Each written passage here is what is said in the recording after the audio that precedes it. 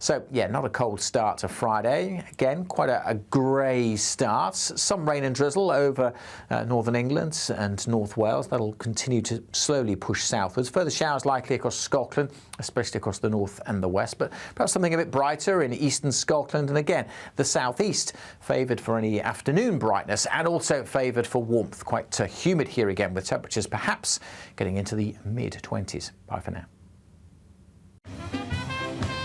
There will be a light breeze in the morning, leading to a warm front. Boxed heat pumps, sponsors of weather on GB News.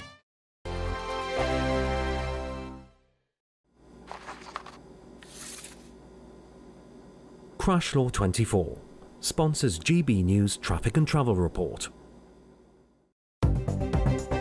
Good morning, this is the latest AI travel news from gbnews.com. Currently on the M5 northbound at junction 9, a road traffic collision closes all lanes, causing considerable delays. Traffic is expected to resume around 10:47 this morning. In Buckinghamshire, a vehicle breakdown between junctions 16 and 17 on the M25 clockwise has closed one of 4 lanes. Normal traffic should resume between 10 and 10:15 this morning. Travel on the A725 Wraith off-slip is impacted by a broken-down vehicle causing partial blockages. And on the trains, expect delays with Avanti West Coast at Glasgow Central and northern disruptions in the Preston area. For more travel news, go to gbnews.com. Crash Law 24 sponsors GB News Traffic and Travel Report. Good afternoon, Britain. Weekdays from midday. A monumental breakthrough. Scientists have revealed that they've found strong evidence of alien life. Just 124 light years away. Which is quite far, isn't it? Astronomers from Cambridge University have detected signs of molecules that do indicate life, so we may not be alone after all. Well, joining us now to explain what on earth this exciting story is, the astronomer and broadcaster Mark Thompson joins us. Mark, just how important is this discovery? Well, it's incredibly important. For so many years now, we've been looking for some signs that we're not alone in the universe. The universe is a massive place. It's often been said that there's more stars in the universe than there are grains of sand on Earth. So, it's a big place. And to think that we're the only intelligent species in the entire cosmos is difficult to understand. And the discovery that's just been announced is that there's something called dimethyl sulfide, which is an element made of hydrogen, carbon and sulfur, which at the moment we think the only possible way that could be there is through some form of primitive living organisms. So this is because it's a very complicated gas to sort of combine together. There's no way there could be some sort of volcano churning this stuff out. It has to be some sort of biological life form as the most likely explanation. Yeah, absolutely. There are other elements, but this particular element, dimethyl sulfide, at the moment, the only process we know of that can produce it is life. Now, of course, we're still in early stages of this discovery, and we still need to do a lot of work to see if there's any other processes we can identify that can produce it. But for now, the only thing we know of is life, and so the only explanation, therefore, is that it's life. But it is still early days. GB News, the People's Channel.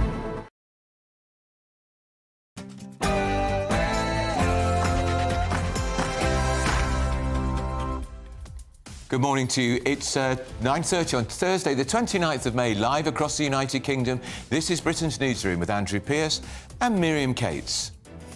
And Trump's tariffs have been blocked. A New York court has ruled that the US president overstepped his authority by imposing international trade tariffs. But the White House immediately appealed the decision. You've done a fantastic job, and we appreciate it very much, Eva. Thank you. And it's also an honor to work with your incredible cabinet. I'd just like to say thank you, everyone. It's great to work with you. Thank you very much. Thank you. Is the bromance over? Elon Musk leaves his role advising the Trump administration as he insists the waste-worting cut of Doge will continue. And the US sends a warning to Britain, telling UK officials that if they censor American citizens, they could be banned from travelling stateside. So is it free speech, but only if you agree with us? Liverpool parade crash. The number of football fans injured has now climbed to 80 as the police have been given more time to question the suspect. Well, it was a magistrate that gave the police more time yesterday. At some point today, they'll either ask for more time or will get a charge in this ongoing investigation. And do you remember that substation fire that brought Heathrow to a standstill in March? Well, it has transpired that the airport's CEO, Thomas Waldby, slept through the incident because his phone was on silent.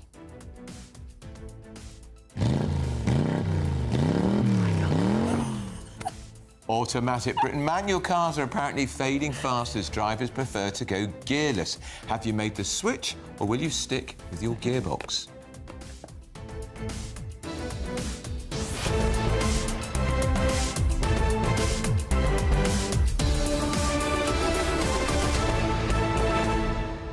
I think Miriam Cates has a confession to make, because that fleeting glimpse of a car with a gearbox... That was my car with me in it, which is, yes, definitely a manual car. 1991 Mazda MX-5, absolutely brilliant car. Very cool. All the better for being manual. What do you think about automatic and electric cars? I haven't owned a car since 1988. I don't have a view. Do you get driven everywhere, Andrew?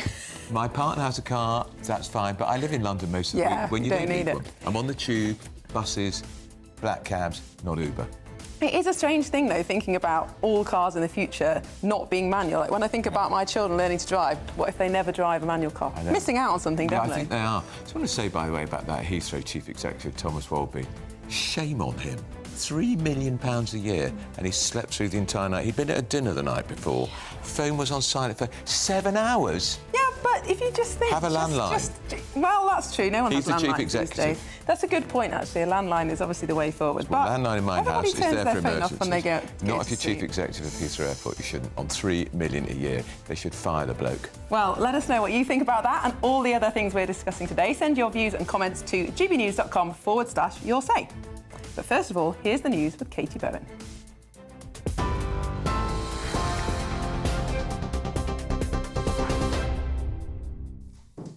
Andrew, Miriam, thank you and good morning. It's 33 minutes past 9. Your latest headlines from the GB Newsroom. Nigel Farage's fantasy economics will lead to an economic meltdown. That's the warning Sir Keir Starmer is expected to issue later today. The Prime Minister is set to accuse Reform UK of gambling with the nation's finances and making the same bet that former Prime Minister Liz Truss did. It follows a speech made by Nigel Farage on Tuesday in which he accused Sir Keir Starmer of having no passion. The Institute for Fiscal Studies said that Reform UK's pledge to increase the income tax personal allowance to £20,000 a year could cost between £50 and £80 billion a year. To America, where overnight an international trade court has blocked President Trump from imposing global tariffs on imports. The court accused the US president of overstepping his authority after utilising emergency powers to enforce the tariffs. The president claimed that the matter was a national emergency and did not get approval from Congress. Well, the UK government has reacted to the news this morning, saying that these are matters for the United States to determine domestically, noting that this is only the first stage of legal proceedings.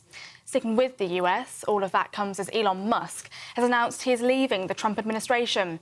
While his role was always temporary, the ex-owner's departure from Doge comes just a day after he criticised Trump's budget bill. Police are still questioning a driver who allegedly ploughed into a crowd at Liverpool Football Club's victory parade. Officers were granted further time to question the 53-year-old man from West Derby, Liverpool, who is in custody on suspicion of attempted murder, dangerous driving and drug driving.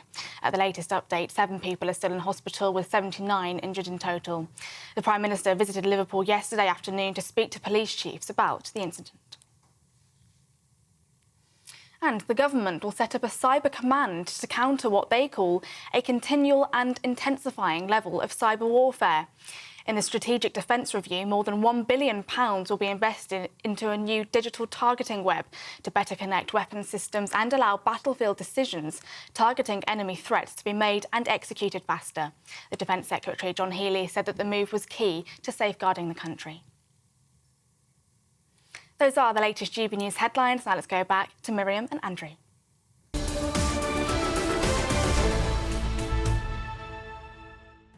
Hello, welcome back. This is Britain's Newsroom and we're live across the United Kingdom on GB News with Andrew Pearce and Miriam Cates.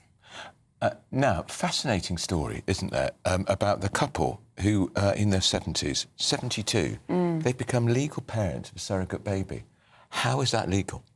How is it moral? Well, it's a good question. I mean, there are only 4 countries in the whole of Europe where surrogacy is legal, and Britain is one of them. But they used the frozen sperm of their deceased son, a donor egg from somewhere else, and a surrogate mother, a third parent, if you like, to produce this child, to raise him as their own. And I mean, it's an ethical minefield. Yeah. The comments that the judges made are focused on their age, the fact that this child will probably not even be an adult Only by the time... 14 months. Only 14 months. And they're both 72, Yeah. so by the time they're 90, the child will be probably going to university. Absolutely. What's the chances that either of those parents will be alive? Absolutely. Or in good health? This is a growing trend, unfortunately. It's not the only time it's happened. And some people have said, should there be an age limit on surrogacy? But what do you set that age limit as? And isn't the problem that you're actually bringing a child into the world to take it off its mother or to never meet its parent? That seems to me the core of the ethical problem. I don't understand. I was just checking the figures. 3,000 children last year were adopted. Average age of them was 3 years and 4 months. Now, of course, these 72-year-olds, we can't name them, the courts haven't named them, would know that adoption courts would not allow it. Absolutely. But, I mean, it must be preferable if people are considering surrogacy who are younger, surely to adopt children who are in an orphanage. As you know, I was in an orphanage for 3 years. And I was very lucky. I got adopted when I was 3 by terrific parents and I had a lovely family life. That's the answer, isn't it? Absolutely. But people want their own genetic offspring, and you can understand that desire, but then surely if people want their own genetic offspring, a child has the right to know who their genetic parents are, and that's the right they just do not have if they're brought into the world by surrogacy. 72-year-olds were obviously devastated when their 26-year-old son died of cancer, and that's when they then went about surrogacy to replace him. You can't replace your 26-year-old son. And you can understand the instinct, but it's a very selfish thing to do, I think. That's my personal view, to bring a child into the world, to not have parents. Yeah, I wonder what you think. Let us know what you think. Are we being unfair to this couple? It's both 72, so just to repeat again, by the time this child wants to go to university, they'll be 90. If they're still alive. If they're alive. Indeed. And they may have dementia or any other issues. Yeah, he may be their carer. That's the reality, isn't it? Very good point. Well, moving on now, and an international trade court has blocked President Trump from imposing global tariffs on imports. Well, this throws his whole economic policy into chaos at this stage because it comes at the same time Elon Musk says he's leaving the Trump administration, which was expected. Let's talk to the US journalist Chapman Bell. Morning to you, Chapman. Morning. Did we expect the courts to do this? They basically said he overstepped his mark. 3 of judges. It should have been a decision for the Senate, not for the president. Well, that's what they're saying. This is based on 2 court cases, one filed by states, one filed by business owners. Essentially, they're saying the act that the White House used to impose these tariffs was used improperly, and that they've got 10 days to basically end the tariffs. But the White House, of course, has said they will appeal this, and no doubt they will appeal it, and it'll be caught up in courts.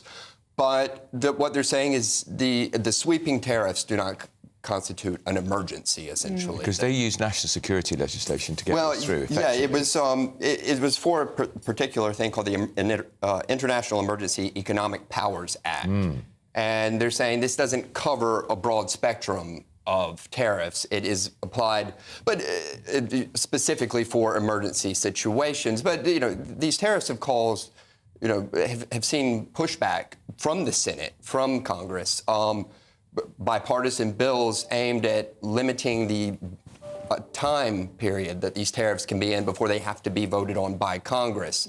So this court essentially ruled that Congress decides the economic outlook, not the president. And should he lose the appeal, should President Trump be forced to put these tariffs through Congress, are you suggesting that he does not have a strong chance of winning that legal battle? Well, I don't know. Everything's in the detail, and I think it also means, will they be as sweeping?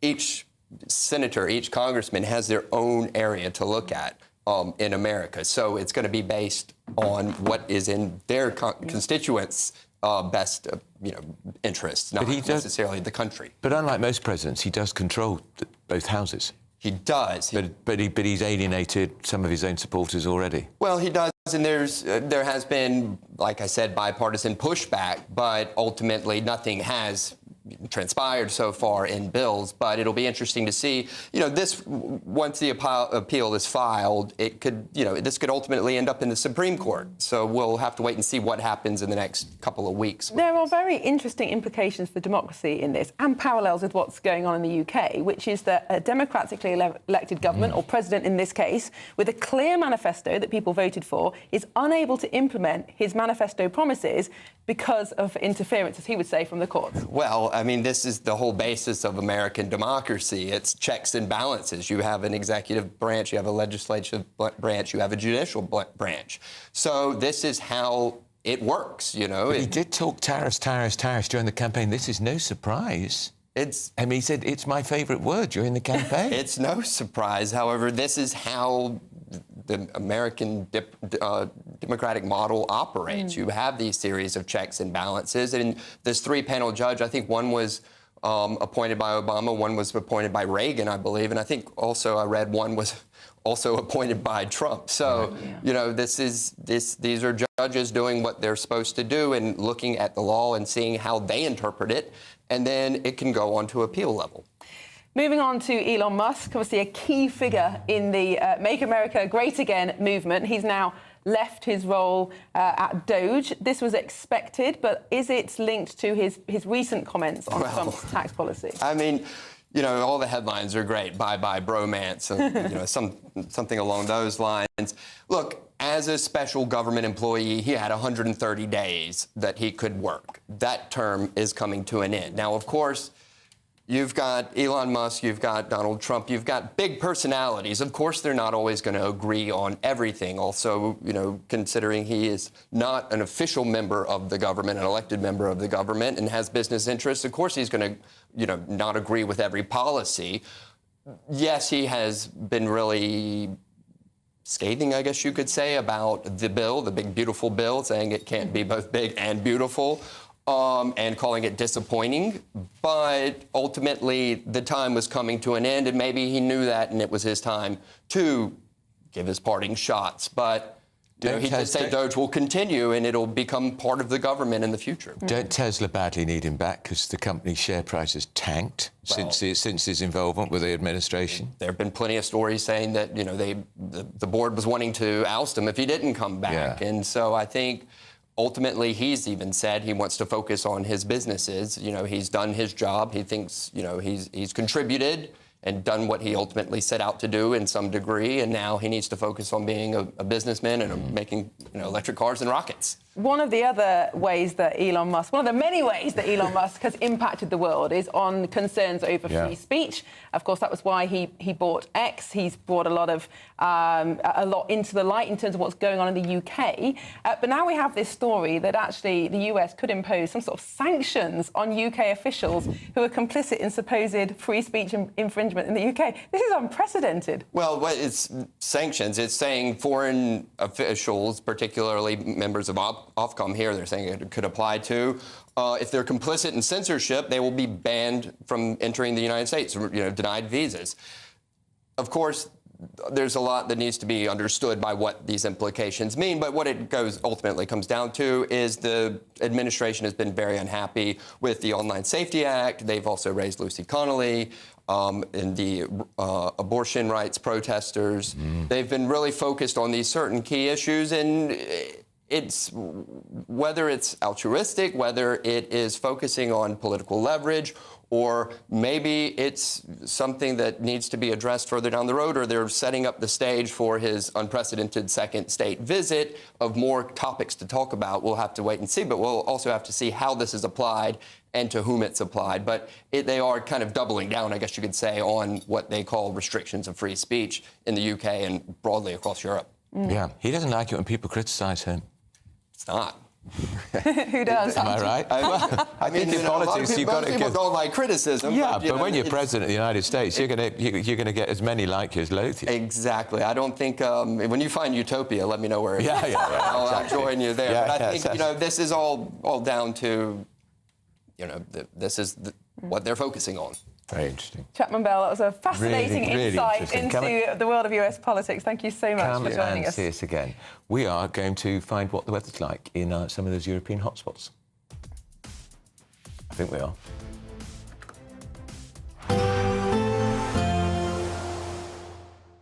Can't wait to get in that sea. Lovely and warm. Just like the feeling of having great travel insurance. All Clear Travel Insurance sponsors GB News travel destinations forecast. Some serious heat across parts of Spain towards the end of this week. We could top out over 40 degrees across parts of the south. A little cooler in Madeira, where it could be quite cloudy on Friday. Plenty of warm sunshine for Portugal and Spain, and generally pretty good in Italy as well. Heavy showers clearing away from the Balkans, but we are going to see more showers moving in across Greece through Friday and Saturday. That heat could trigger some thunderstorms in Spain and southern France into the weekend.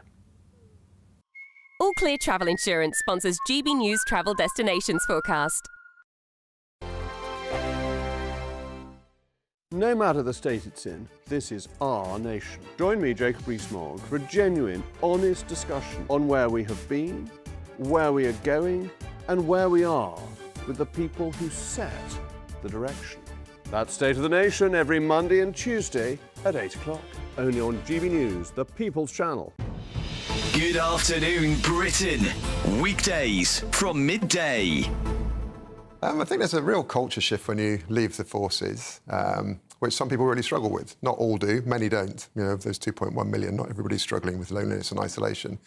But those that do really struggle to find their way, and then you get in that spiral. They've been institutionalised. They've been in a with other men or other women for many years. So you've lived in that community. You've felt valued. You've had purpose. You've had a great team and an identity, and then in some cases you don't.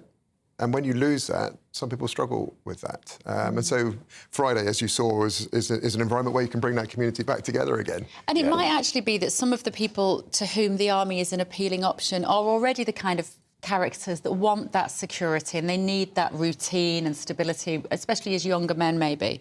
And so to have that taken away must be difficult. What more can be done, Richard, to help veterans when they do transition out of the army? I think there's some good mechanisms in place for people to transition from all three services, Army, Navy, Air Force.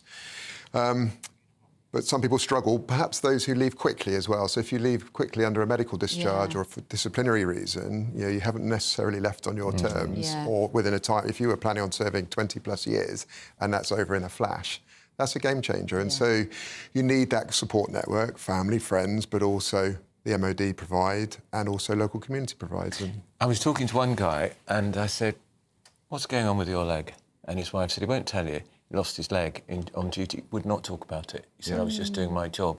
That's when it's incredibly humbling, and we saw a lot of this at VE Day. Bev and I were down at the Palace for 5.5 hours, and we met some extraordinary figures. And it does. You do feel a sense of humility in their presence, and then you see some of them are sleeping rough on our streets. GB News, the People's Channel. Join me, Nana Akwe, for an informative, interactive news programme with a difference. It's fun. No, you didn't say that, though. I'm so surprised. I think there's an element of truth to that. Join me from 3 p.m. every weekend, only on GB News, Britain's news channel. I'm Christopher Hope. From pop stars to politicians, I'll interview anybody in a pub who's got a political opinion. Join me every Friday on Spotify, Apple Podcasts, YouTube or gbnews.com, or wherever you get your podcasts. This is GB News, the People's Channel.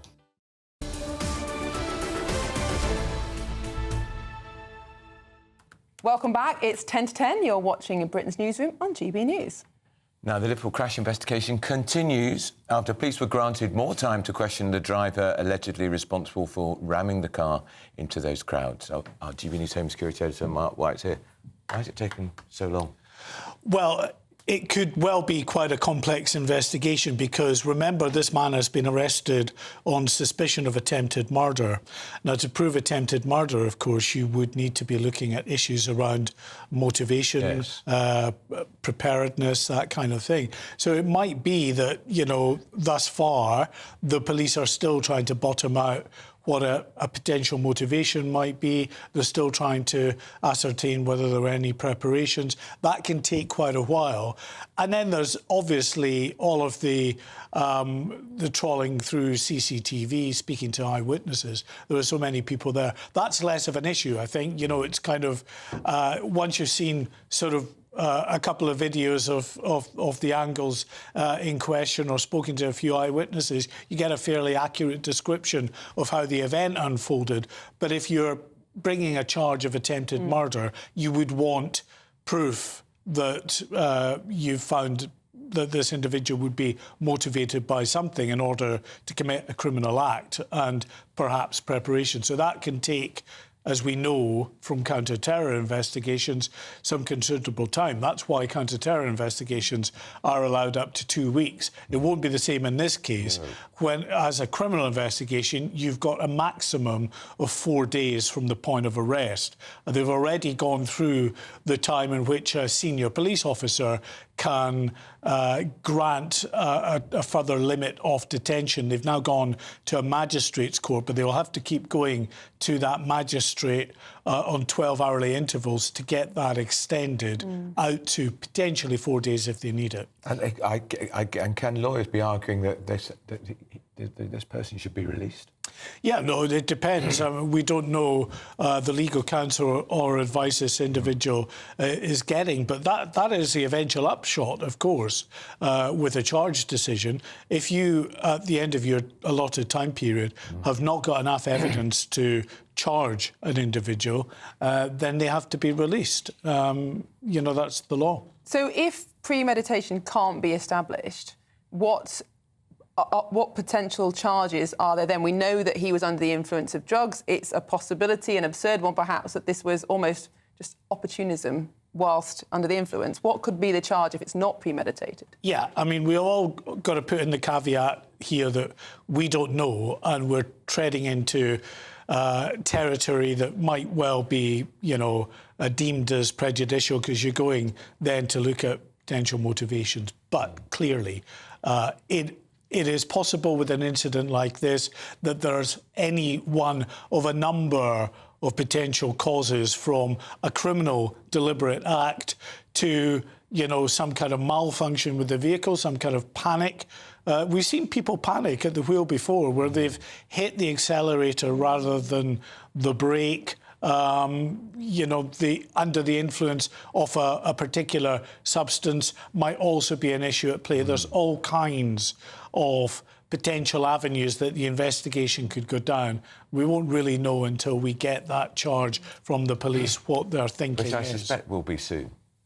It feels like. It could be today, but, yes, you know, equally, we might be waiting another day. Yeah, and then we'll have name, background. Well, we'll certainly have the name and address, and then we have to be really restricted in what we say. Of course, and we even have to say suspected.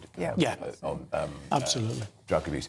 That's Mark White. Of course, Prime Minister managed to get in there yesterday, I noticed. Did you see that? Yes, he was up there. They must have been thrilled to see him, the support police. To the police and... I suppose that's the right thing to do.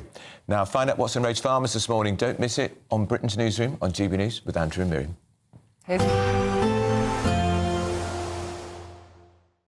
Expect a warm front, moving from the kitchen right through to the rest of the house. Boxed Boilers, sponsors of weather on GB News. Morning. Welcome to your latest weather update from the Met Office here on GB News. A dull and wet start for many, especially across northern areas where it'll stay fairly soggy. Parts of the south should turn a little brighter as we go through the day. Certainly a pretty wet start across northern England and much of Scotland.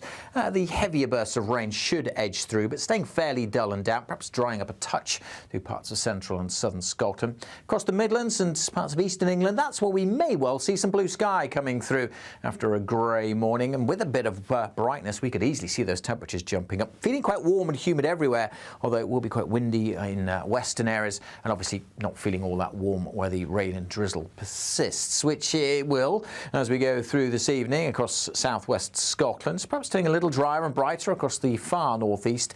The rain, though, fairly persistent across Shetland, where temperatures will really struggle.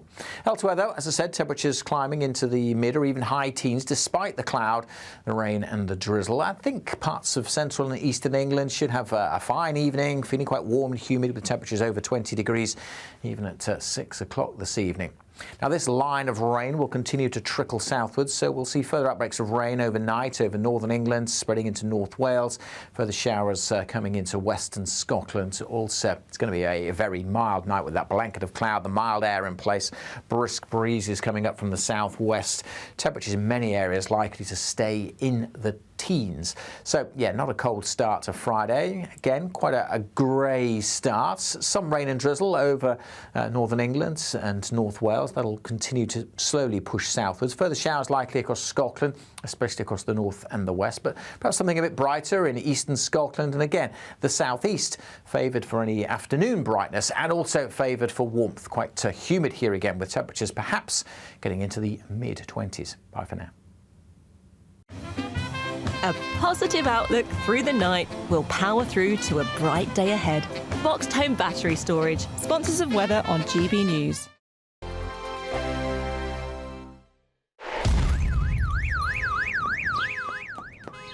Crash Law 24 sponsors GB News Traffic and Travel Report. Good morning. This is the latest AI travel news from GBnews.com. Be cautious in West Lothian due to surface water. M4 westbound at junction 36. Sarn has diversions from 8 p.m. to 6 a.m. M180 westbound entry slip at junction 4 in North Lincolnshire is closed due to a vehicle fire, clearing by 11:55 a.m. A lane is closed on the M40 southbound exit slip at junction 4 in Buckinghamshire due to a breakdown. Expect 10-minute delays on the A27 in West Sussex. And on the trains, expect disruptions on Avanti West Coast in the Glasgow Central and Preston area, as well as on northern services in Preston. For more travel news, go to gbnews.com. Crash Law 24 sponsors GB News Traffic and Travel Report. You could be driving away with this brand new Elnag Baron 560 motorhome. It comfortably sleeps 4, comes with sky-roof, integrated kitchen and bathroom, and is worth over £67,000. And that's not all, as we'll also give you a further £5,000 in tax-free cash to make sure that wherever this motorhome takes you, it takes you there in style. For another chance to win the lot, text WIN to 63225. One entry costs £2.50 plus one standard network rate message, or text BONUS to 63225. 5 entries cost £5 plus one standard network rate message. Go to gbnews.com/win. Entries start at £2.50. Call 0903 686 3232. Calls cost £2.50 plus your network access charge. Or post your name and number to GB13 PO Box 8690 Derby DE1 9TT. UK only. Entrance must be 18 or over. Lines close at 4 p.m. on the 6th of June. Please check the closing time if listening or watching on demand. Good luck. Mornings don't have to be tiresome, especially if you have the right company. Wake up to news as it happens, opinion and debate, and of course, a little bit of entertainment too. Because when the kettle's on, we're on. That's Breakfast on GB News, a show worth waking up for. Every morning from 6 a.m. Only on the People's Channel, Britain's news channel. We'll spread the news, you spread the word. From the school run to the home run, watch a new show for all of Britain. He can say whatever he wants. A straight-talking show where all voices are heard. And, you know, when are we going to stop talking about smashing the gangs and actually do it? With the stories that matter from every part of our country. There's a bit of a crash landing there for your Chancellor. Bold, fearless and standing up for you. That's me, Martin Daubney, 3 p.m. till 6 p.m, weekdays, here only on GB News. The People's Channel, Britain's news channel.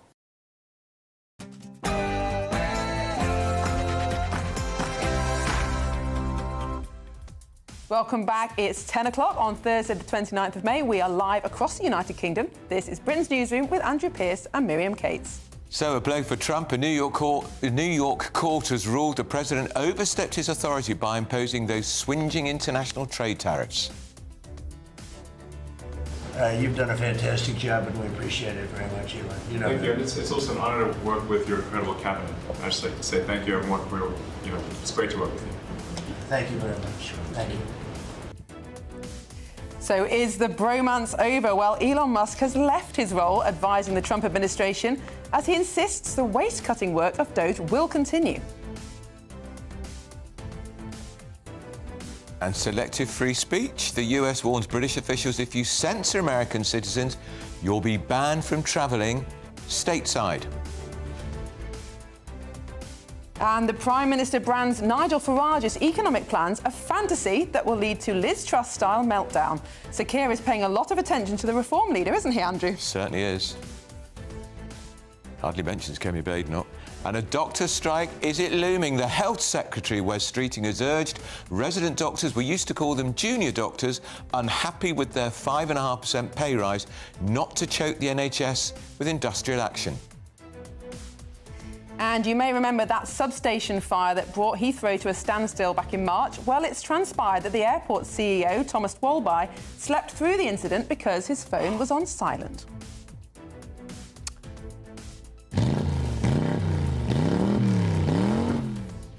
Now, does that car look familiar, or more to the point, the driver behind the wheel? We're talking about manual cars fading fast as British drivers go gearless. Have you made the switch, or will you stick with your gearbox? And we'll give you a clue who's in that car in a second.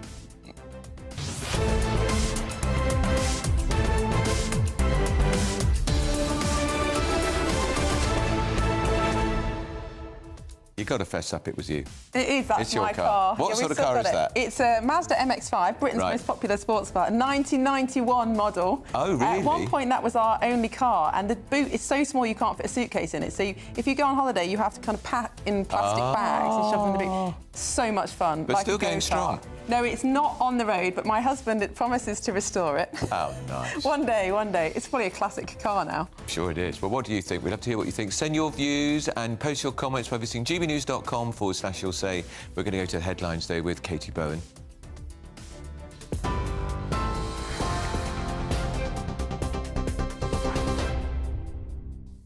Andrew, Miriam, thank you and good morning. It's 2 minutes past 10. Your latest headlines from the GB Newsroom. Nigel Farage's fantasy economics will lead to an economic meltdown. That's the warning Sir Keir Starmer is expected to issue later today. The Prime Minister is set to accuse Reform UK of gambling with the nation's finances and making the same bet that former Prime Minister Liz Truss did. It follows a speech made by Nigel Farage on Tuesday in which he accused Sir Keir Starmer of having no passion. The Institute for Fiscal Studies said that Reform UK's pledge to increase the income tax personal allowance to £20,000 a year could cost between £50 and £80 billion a year. Minister Emma Hardy said Mr Farage needs to be held to account.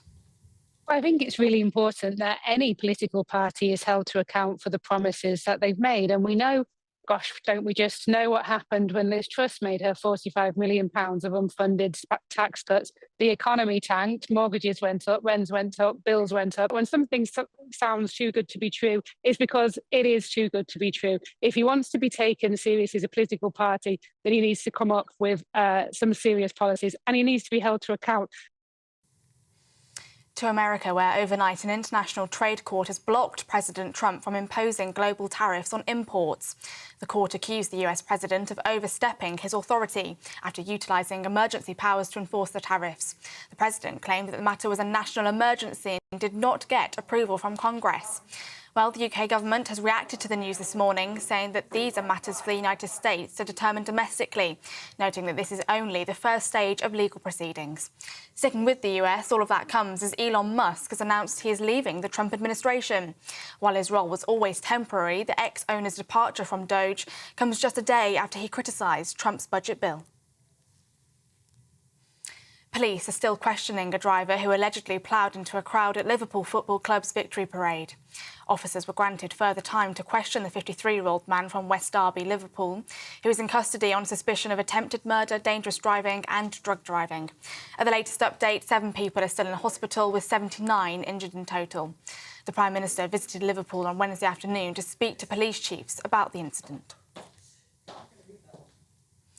The government has stepped in to take control of the planning process for 2 new major reservoirs, the first for more than 30 years, as it warns UK water supplies are under threat. Environment Secretary Steve Reed has defined 2 new reservoir projects in East Anglia and Lincolnshire as nationally significant, escalating them from local planning to central government. Ministers have warned today that mass immigration means areas of Britain face running out of drinking water in just 10 years. The government will set up a cyber command to counter what they call a continual and intensifying level of cyber warfare. In the Strategic Defence Review, more than £1 billion will be invested into a new digital targeting web to better connect weapons systems and allow battlefield decisions targeting enemy threats to be made and executed faster. Defence Secretary John Healey said that the move was key to safeguarding the country. Under daily attack, increasing attacks, and this is the nerve centre of the UK's military that helps us defend against these attacks. And the keyboard has become a weapon of war.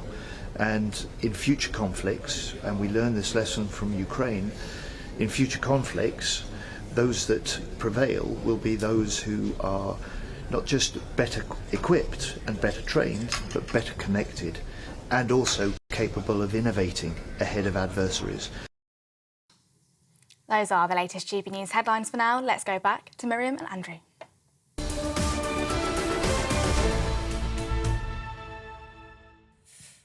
Hello, welcome back. This is Britain's Newsroom, live across the United Kingdom on GB News with Andrew Pearce and Miriam Cates standing in for Bev Turner. Well, let's see what you've been saying on Your Say.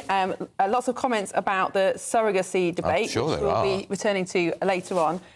Megan says, totally agree, it's cruel to deliberately bring a child into the world who'll never be raised by his or her genetic parents, and the age thing makes it even worse. But Katie says this is selflessness. They're trying to replace a child they lost by using his sperm. This has to be illegal. I think she means this is selfishness. Yeah. It has to be illegal. The rules need changing. And just to remind people, the couple in question who've got a 14-month-old surrogate child are both 72, British. Yeah. I'm struggling to see how it can be, how it is legal. Well, interestingly, I don't think it's moral. Well, quite, I agree. In Italy, a few months ago, surrogacy is banned in Italy, but they also banned Italian citizens going abroad to buy babies through surrogacy. So you're not allowed, whereas in the UK that is all perfectly legal. You can go to a third country. Because there's how many parents involved in this? Well, team, because you've got egg donor, surrogate mother, dead father. And where did the surrogate mother, what country was she from? I think it was South on America? The American continent. I can't remember where. California, where it's the rules in California are extremely liberal on surrogacy. It's one of the kind of hotspots for surrogacy. Also, Cynthia says about Elon Musk. Musk was intended to start the Doge process off. He even brought in his own managers to get it going. So, why shouldn't he step away? He's done his time. But look at the Tesla share price. It's halved. Well, indeed. And some of that seems to be political. Yeah. And Ronnie says, please clean your laptop. It's filthy. You're absolutely right. My cat slept on it yesterday, so I will do that in the next break. Now, time is running out, and your chance to win our great British giveaway. You know you can drive away with a new motorhome worth over £67,000. Here's the details you need. Someone is going to win the biggest prize package to date, and that someone could be you, driving away in this Elnag Baron 560 motorhome. It has plenty of room for your family of four, comes complete with kitchen, bathroom and all the space you'll need for life on the road. Plus, we'll also give you a further £5,000 in tax-free cash to spend however you like. For another chance to win the lot, text WIN to 63225. One entry costs £2.50 plus one standard network rate message, or text BONUS to 63225. 5 entries cost £5 plus one standard network rate message. Go to gbnews.com/win. Entry start at £2.50. Call 0903 686 3232. Calls cost £2.50 plus your network access charge. Or post your name and number to GB13 PO Box 8690 Derby DE1 9TT. UK only. Entrance must be 18 or over. Lines close at 4 p.m. on the 6th of June. Please check the closing time if listening or watching on demand. Good luck. Now, Rachel Reeves, the Chancellor, facing fresh criticism for betraying Britain's farmers, all of which she, of course, denies. Now, this follows reports that the Chancellor is considering scaling back a vital scheme which supports land management and provides farmers with one of their main forms of financial support. It's all to do with the £5 billion that was set up after we left the European Union to support farmers, because some of the grants that we know they no longer got from the European Union, it could go. So we're asking, is this another sign that the government doesn't get farmers at all? Even the legend that is Jeremy Clarkson appears to be baffled. It's the SFI. Yes, that covers the GS4. That covers the Sustainable Farming Incentive has a code of SAM3 for the herbal ley, but Countryside Stewardship, which is another scheme which That's is CSSHT. yes, the higher tier, which covers this. So, but I'm planting. It's a SAM3, but it's also a GS4. And it's a herbal lay. But it is a herbal lay. How many meetings have Jeffra had to come up with this? He speaks to the country, doesn't he? Absolutely. A sea of incomprehensible acronyms. Who knows what it all means? And of course, one of them is, but one acronym they do know about is this farm scheme, which is called the, what is it called? The ELM. Environmental Land Management. And it's worth £2.5 billion a year to farmers. It looks like it's going to be scuppered. Let's talk to farmer Kelly Seaton and also former Labour advisor James Matheson. Morning to you both. Kelly, let's talk to you first. You're not having a good time at the hands of this government, are you? No, absolutely not. I think on initial first glance, you think, well, actually, this is something that we wanted. We want to be more profitable and we don't want to rely on subsidies. But there does have to be a transition period. You cannot create an addiction because of the way the whole system works and then just completely remove it. You have to transition. And whilst we do want to be more profitable and less reliant on government subsidies, we are constantly looking to government and seeing battle after battle after battle. We've had inheritance tax, we've had the Stop in Sustainable Farming Incentive, and now this. It's just unbelievable, the constant attack, and how clear it is that we feel we are not wanted by this government. Now, James, how do you respond to that? Farmers don't want to live off subsidies, but on the other hand, many farms aren't profitable anymore to do with food prices. Labour have just done some trade deals that may make it even more difficult for farmers to compete on food prices. What is Labour's plan for farming? Yeah, it's a very difficult situation for farmers, isn't it, right now? And I think this subsidy situation, as we've just heard, that essentially, farmers don't want to have to rely on subsidies. Of course they don't. But the situation that they're in right now is that without subsidies, as anybody who's watched Clarkson's Farmers, it's been very instructive for many people who aren't from a rural background. You see that subsidies are now the backbone of the farming community, and without them, they simply cannot survive, many farmers. So to be in this position where the government is thinking about pulling that away, and it being one of the key things, as Andrew mentioned, that post-Brexit was introduced to put on our statute books to try and make sure that the farming communities weren't devastated by Brexit. It just makes absolutely no sense, because the Labour Party was in support of this previously, but this is one of many things that, like I say, within the Labour Party, people are lobbying the leadership to change their minds about. James, James, that's interesting. You're taking that point of view because you are a supporter of this Labour government, and presumably farmers are going to pay the price if the government is going to restore the winter fuel allowance or maybe lift the cap on two-child benefit, which I would argue is currently the cap is a very popular policy. Well, I'm in favour of scrapping that cap, Andrew. I won't surprise you, but I think the thing for me is, you say I'm a supporter of this Labour government. I'm a supporter of the Labour movement, and the party is meant to represent the Labour movement. Right now, it doesn't.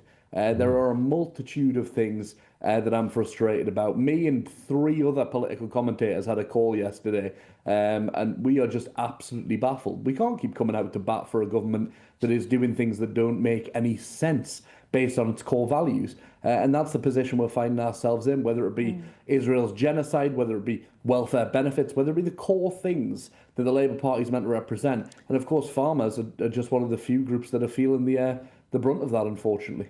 Kelly, you're at the Staffordshire County Show, which is why we've heard some background noise there. You're talking to other farmers. How are other farmers? Do you all feel you're in the same boat, that you're up against it now? Yeah, absolutely. I've had a few conversations, farmers coming up to me and just saying, what is going on with this government? It's clear that we're not wanted. It's clear that they're not here to support us. And I've had a couple sort of saying, well, the only way this is going to end is by ending up with big businesses, big corporations buying up the farmland and us importing a hell of a lot of the food from other countries following these trade deals that we've seen as well. What of do you sense that the government are listening to your union, the National Farmers Union? No, not at all. I think they've dug their heels in the ground and they're not budging on this. And the only hope we've got is a change of government at this point. Well, that's not going to happen, is it? No. Not anytime soon. Well, who knows? Just after a final question to James. Appreciate you say you're a supporter of the Labour movement, but not this government. But the government is in a difficult position, isn't it? The economic position that they inherited, but also some would argue has been made worse, is a very difficult one. There is not a lot of headroom for more subsidies. And Rachel Reeves is having to look at areas where she can cut costs. Why do you think farming is a key target for Labour on this?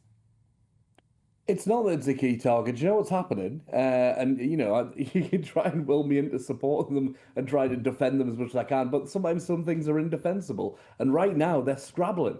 They're looking around. They're trying to find things to save the money because they've had to U-turn on the winter fuel allowance, right? So that means they've got to then try and find the money that was set aside from saving that money previously in the last budget before the next budget.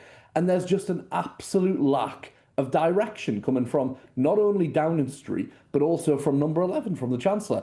It's perplexing the rest of us when the answer in the Labour movement is being shouted at them over and over again from the trade unions, from every other element of the Labour movement, from its membership as well, and from the backbenchers, which is, you know, wealth taxes, let people who are working for a living, farmers and the like, don't need to shoulder this burden when other people, billionaires, corporations can pay the tax. You know, things like the things that they're letting water companies and energy companies away with are absolutely unbelievable when it comes to being Labour in power. People voted for Labour for a change, and we've seen very little change from the austerity of 14 years previous.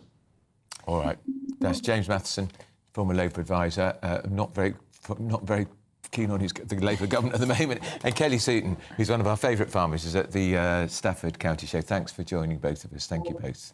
Of course, Labour say they are supporting farmers and that this is all part of plan to support really? British food. So you're whacking them with inheritance tax, and now you're nicking £2.5 billion a year lifeline, which was set up by the last government to compensate for the taxes they lost, the benefits they lost after Brexit. It's all a bit of a mess, isn't it, really? It's a shambles.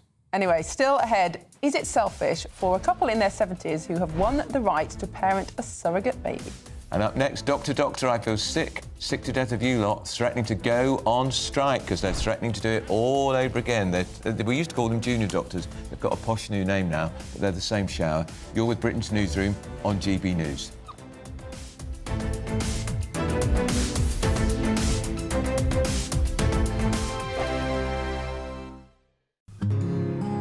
This is our country, and we think it's amazing.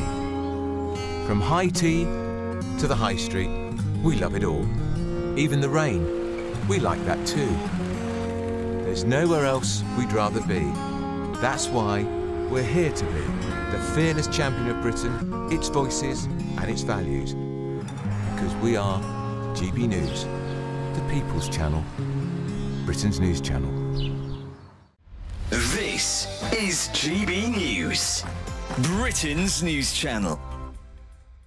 You also represented Cerys Vaughan, who was the 18-year-old young woman who was banned by the FA from playing football for pointing out that there was a biological male, on the opposite team. There's been a successful finding, and that, although actually it doesn't seem to be that it was that they admitted culpability, it was that the person involved in the case withdrew their complaint. Yes, well, it was a bit of a drawn-out process for poor Cerys because she went through the process of being told that she had, in fact, broken the rules through a hearing that took place, and then she had to appeal that decision. And I heard that the initial hearing was like 3 hours long, and she was crying. And... Yes, so there were no adjustments made for Cerys at the time. We found out later, or she got a diagnosis later, that suggested she was suffering with autism. And she was only 17 at the time. And she was only 17, so she was still a minor. But we contended that it was procedurally unfair. At the time she was questioned, she got very tearful, and the tribunal at that point decided not to continue with the hearing rather than provide some form of adjustment to enable her to continue giving evidence, and that in itself was unfair. So we were able to successfully help her appeal. And yes, you're absolutely right. At the end, it was that the original decision was considered to be an unfair decision based on a procedural unfairness, and so a new hearing was actually due to take place. Obviously, we try and take on cases that we think fit within the free speech arena. And we do have a lot of cases come in, and we try and help people as much as possible. There are occasions when cases come to us and we see very clearly it's not one for us. GB News, the People's Channel. Westminster's full of talk, but out here, it's the real world. Am I allowed to talk then? No, that's it. This is where it matters, real people and real lives. That's what politics is all about. The fact that Trump made a good start, no. Straight answers, no spin, and just a couple of pints. How many fingers have I got up? About 10. So join me for Lee Anderson's Real World every Friday at 7 p.m. only on GB News. The People's Channel, Britain's news channel.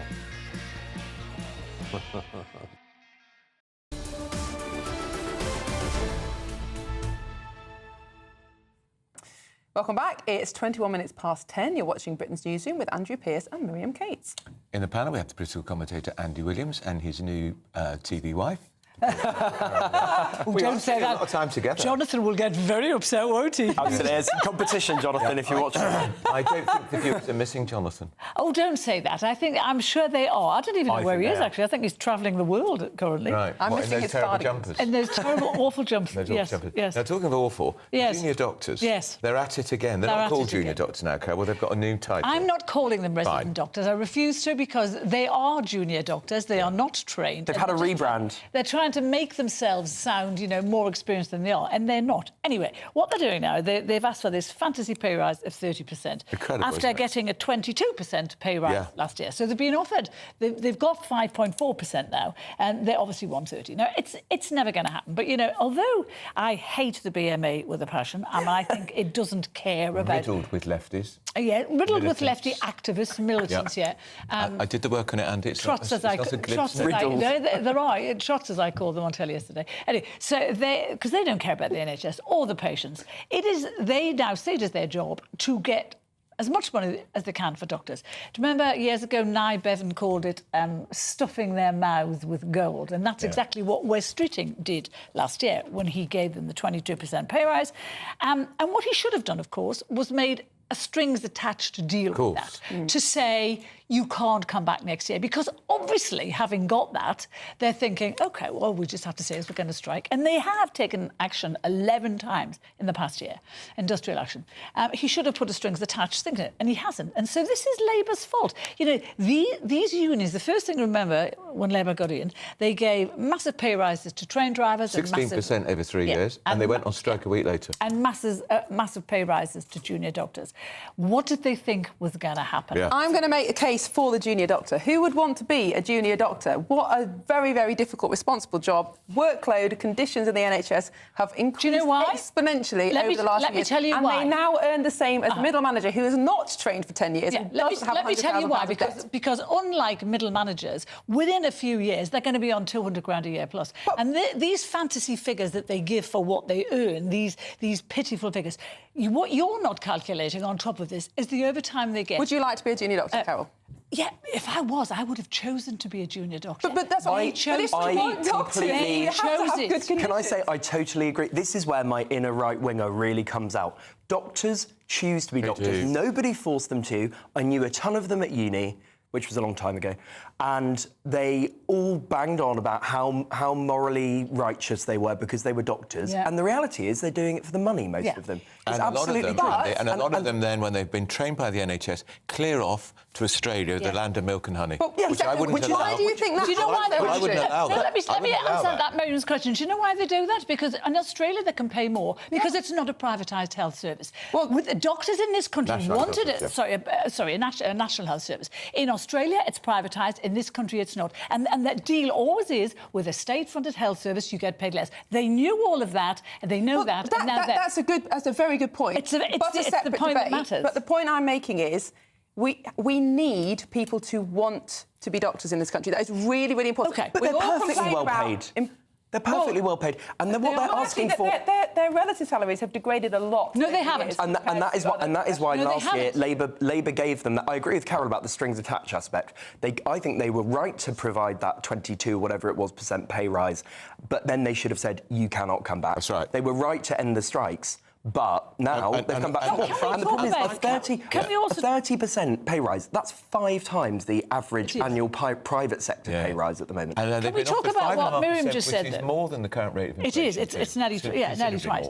You just said their pay rates have degraded. So have everyone else's since 2008. Well, they have and let me more tell you, compared to other the public Institute sector. for Fiscal Studies has debunked their figures on how this pay has been degraded, because the BMA calculated their figures on the retail price index when they should have done it on the consumer price index. So their figures have been debunked absolutely by the Institute of Fiscal Studies, and yet still they keep trotting. And interesting, Andy, there's a poll showing public support has collapsed for them. Completely. Yeah, so I think a year ago, a majority of the public backed them striking. It's now down to 39%. Yeah. And I think what they've seen is exactly what we've been describing, is people who were given a massive inflation-busting pay rise, yes, restoring their degraded pay, but now they've come back. And patients will be the ones who suffer again and again and again. And the problem with the NHS, I'm not in favour of a privatised healthcare system. I do think we need to protect the NHS.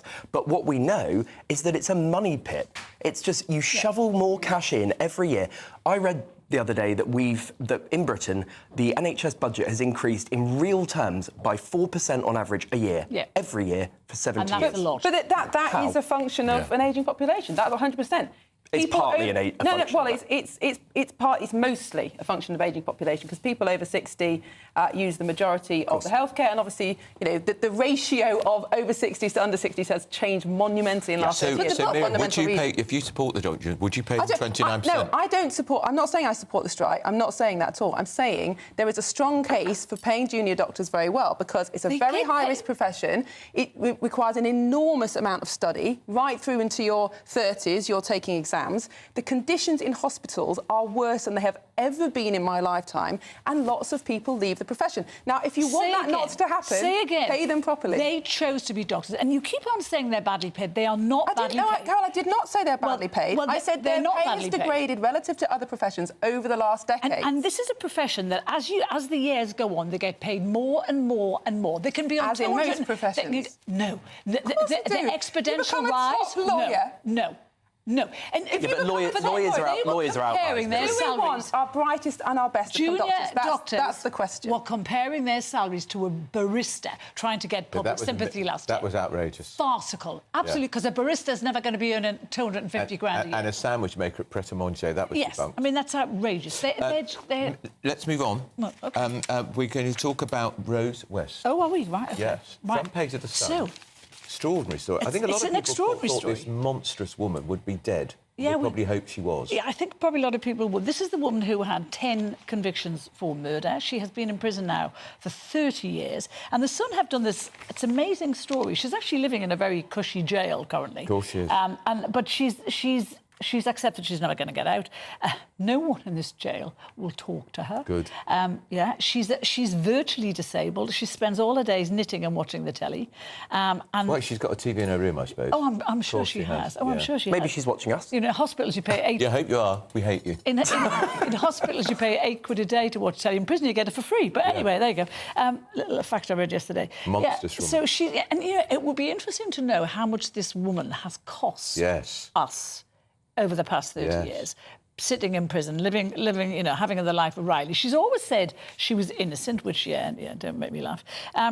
But, it's there, and there she is. And this is a great murdered story. and sexually tortured 2 of her own kids. Remember that? Yes.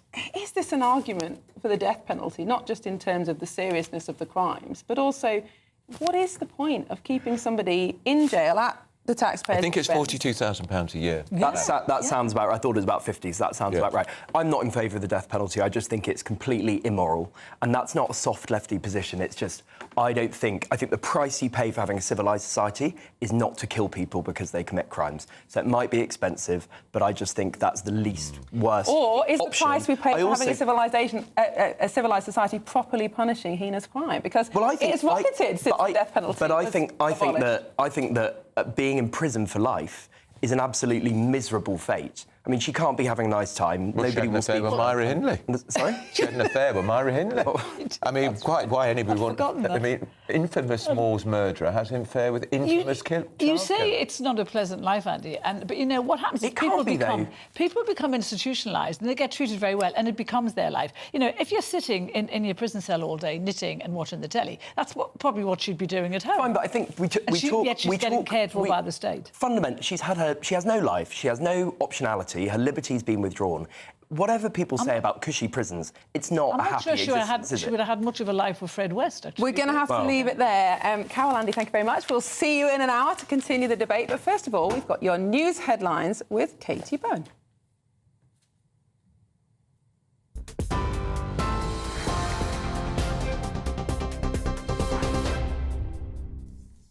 Andrew, Miriam, thank you. Your top stories this hour.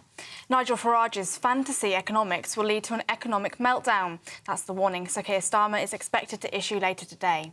The Prime Minister is set to accuse Reform UK of gambling with the nation's finances and making the same bet that former Prime Minister Liz Truss did. It follows a speech made by Nigel Farage on Tuesday in which he accused Sir Keir Starmer of having no passion. The Institute for Fiscal Studies said that Reform UK's pledge to increase the income tax personal allowance could cost between £50 and £80 billion a year. In response, Mr Farage said, in the last 24 hours, I've been attacked by Starmer, Badenoch, Swinney, Sarwar and just about everybody else except for the voters. We must be winning. To America, where overnight an international trade court has blocked President Trump from imposing global tariffs on imports. The court accused the US president of overstepping his authority after utilising emergency powers to enforce tariffs.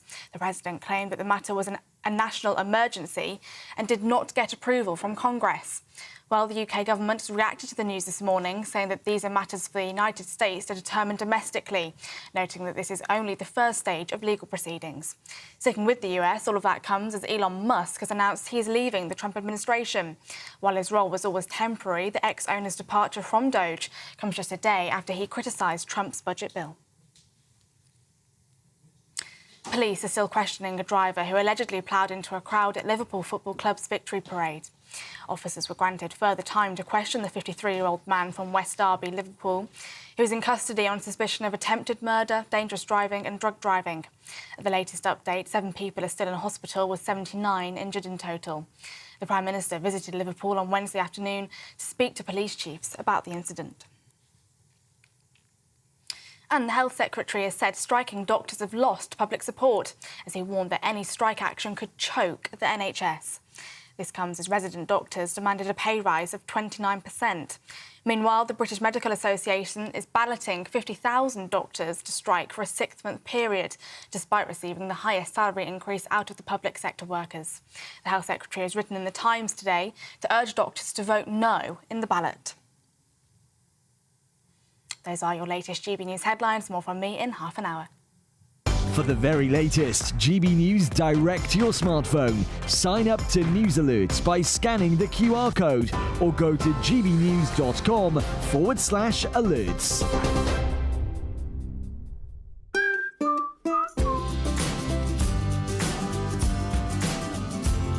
Done. My Claim Group sponsors the GB News Finance Report.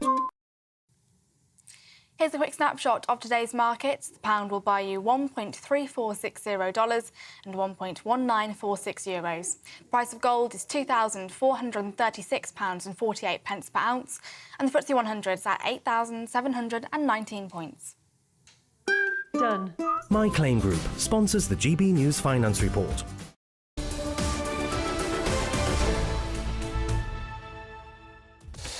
Now, up next, should we ban halal slaughter in Britain? It's the Islamic method of killing animals for meat. We're going to have a debate on that very subject here on Britain's Newsroom on GB News.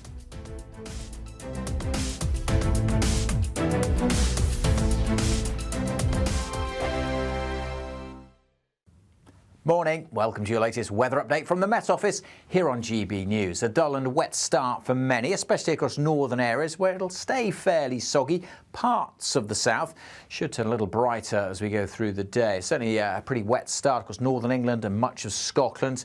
The heavier bursts of rain should edge through, but staying fairly dull and damp, perhaps drying up a touch through parts of central and southern Scotland. Across the Midlands and parts of eastern England, that's where we may well see some blue sky coming through after a grey morning. And with a bit of brightness, we could easily see those temperatures jumping up. Feeling quite warm and humid everywhere, although it will be quite windy in western areas, and obviously not feeling all that warm where the rain and drizzle persists, which it will as we go through this evening across southwest Scotland. Perhaps turning a little drier and brighter across the far northeast.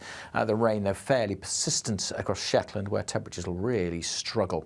Elsewhere, though, as I said, temperatures climbing into the mid or even high teens despite the cloud, the rain and the drizzle. I think parts of central and eastern England should have a fine evening, feeling quite warm and humid with temperatures over 20 degrees, even at 6 o'clock this evening. Now, this line of rain will continue to trickle southwards, so we'll see further outbreaks of rain overnight over northern England, spreading into North Wales. Further showers coming into western Scotland. Also, it's going to be a very mild night with that blanket of cloud, the mild air in place. Brisk breezes coming up from the southwest. Temperatures in many areas likely to stay in the teens. So, yeah, not a cold start to Friday. Again, quite a grey start. Some rain and drizzle over northern England and North Wales. That'll continue to slowly push southwards. Further showers likely across Scotland, especially across the north and the west, but perhaps something a bit brighter in eastern Scotland. And again, the southeast favoured for any afternoon brightness and also favoured for warmth. Quite humid here again, with temperatures perhaps getting into the mid-20s. Bye for now.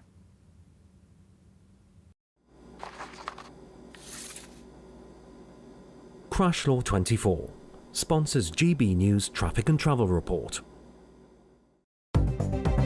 Good morning, this is the latest AI travel news from gbnews.com. The M90 at Broxton Roundabout faces disruptions due to a traffic incident.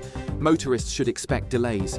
Diversions remain on the M4 westbound at junction 36 for maintenance active tonight. In North Lincolnshire, a vehicle fire on the M180 westbound entry slip at junction 4 has all lanes closed, expected to clear by 12:44 this afternoon. Gloucestershire's M5 northbound exit slip at junction 9 is closed following a collision, with anticipated clearance by 1:03 this afternoon. And on the trains, Avanti West Coast and Northern services are disrupted in the Glasgow Central and Preston areas. For more travel news, go to gbnews.com. Crash Law 24 sponsors GB News Traffic and Travel Report. Welcome back to Britain's Newsroom with Andrew and Beth. Hello everyone, Patrick Christie's here. I'm Michelle Duke, Britain's News Channel. Access the stories that matter to you. Take the GB News family with you on any device. And as long as you have an internet connection, tune in to GB News anywhere on the planet or beyond. GB News, the People's Channel, Britain's News Channel.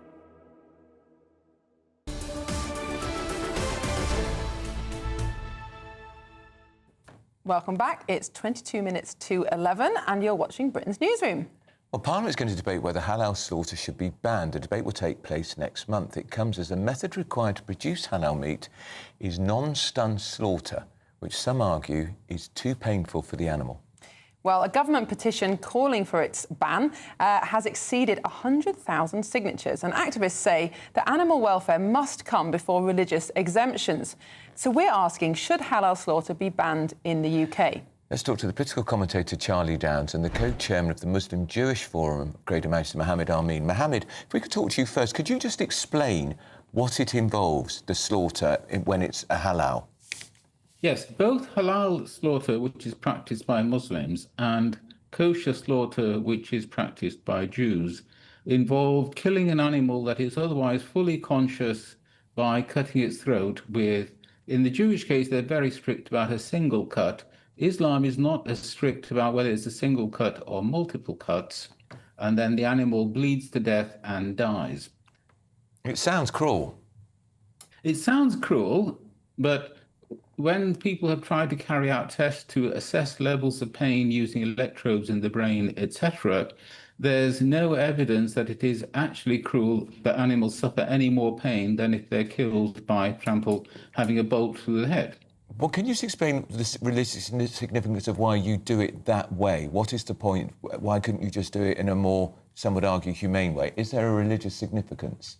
Yes, there is a religious significance. If you pick up and read your Old Testament, you will see a clear categorical prohibition against consuming blood. And the Jewish scholars, long before the rise of Islam, made it very clear that it involves killing the animal so it bleeds to death. You're not allowed to, in the Bible, you're not allowed to, from memory, a long time ago since I read the Bible, to eat animals that have been strangled, for example. And Islam, which is a religion in the same path as Judaism and Christianity, has adopted the same principles. Now, Charlie, you're someone who takes religious freedom very seriously. How could you defend banning halal and kosher practices and also maintaining religious freedom at the same time? Well, I think it comes back to this debate about how we should approach the topic of religion in the modern world, because Britain historically is a Christian country. I believe that it remains a Christian country, even though so many people now identify as atheists. And I don't think, therefore, that there is any particular issue with prioritizing Christian interests over the interests of other religious groups, because we are a Christian country.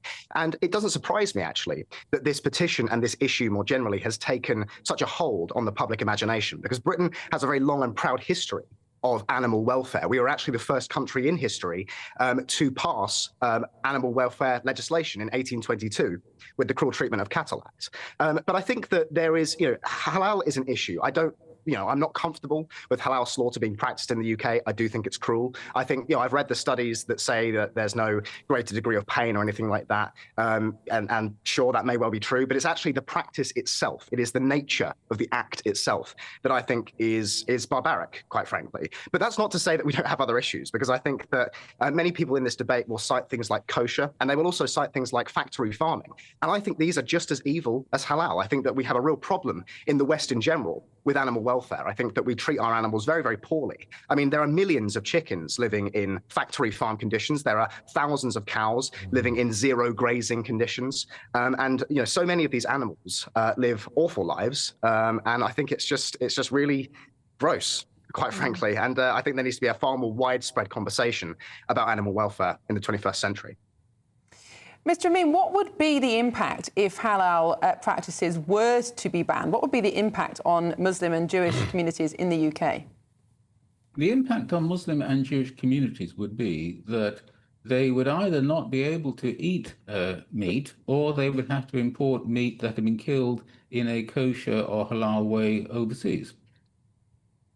So it would be pretty costly and inconvenient. But what do you say to Charlie's point that the UK has such strong animal rights legislation? I mean, just in the last few years, we've banned the live export of animals, we've banned pet theft, all sorts of animal cruelty regulations. It does seem odd, doesn't it, that halal practices are still allowed?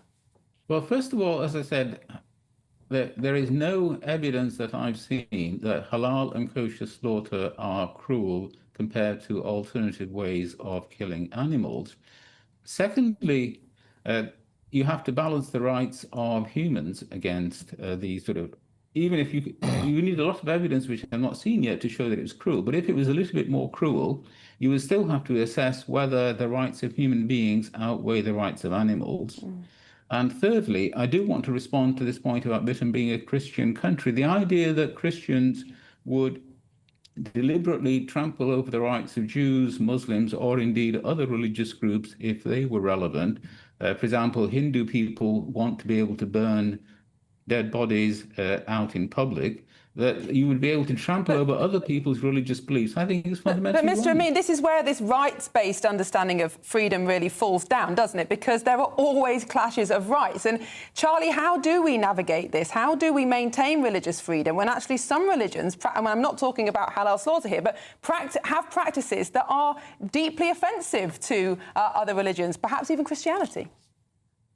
Well, I think the answer, Miriam, is quite simple, and that's what I've said already, which is we should be unashamed in the fact and aware of the fact, that we are a Christian country, and we have historically been a Christian country, and the values that are so championed in this country are Christian. And the idea that we have to take on this kind of neutral, sort of unattached perspective on these issues, as if we're, as if the role of the state, for example, is to be some neutral arbiter between sort of infighting religious groups, I think is silly. I think that the state, for example, should have a position on these issues, because I think fundamentally there is, as a religious person myself, I do believe there is such a thing as objective right and wrong. And I think that the state should seek to discover what those things are. And when we see practices like halal, which in my opinion are, God gave us dominion over animals, as it says in the Bible, and I just don't think it's the right way to treat our animals. And so, yeah. Mohammed, just on this last thing, I'm just looking at some official websites. It says the animal is stunned for 15 to 20 seconds, then it's conscious again. It takes the animal 4 minutes to die through the halal process. That does sound cruel to me. Well, first of all, you said, Andrew, about animals being stunned. One of the oddities about religious beliefs in Islam compared to Judaism. Judaism is very clear about absolute categorical prohibition of stunning. Muslim views fall into two camps. There are Muslims who also, like Jews, believe that stunning is absolutely prohibited. There are other Muslims who accept stunning. And the extract you've just read out is obviously from a slaughterhouse run by Muslims who do accept stunning. In the case of stunning, if the animal has been properly stunned, then it's stunned. I mean, it's no different from the bolt being fired in a sort of non-atheist slaughterhouse or Christian slaughterhouse or a Muslim slaughterhouse that accepts stunning. I don't understand what the issue is there. Well, if it's not... And finally, before, there was one question I wanted to ask about Christianity. Well, hang on, what about the fact it takes 4 minutes for the animal to die? Well, if an animal while if it's been stunned, then... What if it hasn't been stunned? What if it hasn't been stunned? Well, no. 4 minutes is a long time to die. 4 minutes, if we're talking about completely non-stunned animals, so kosher slaughter and those Muslims who do not accept stunning, then, as I said, all the attempts to assess the pain suffered by animals in that process while they're dying after the throat's been cut have not come up with evidence that the animals suffer more pain.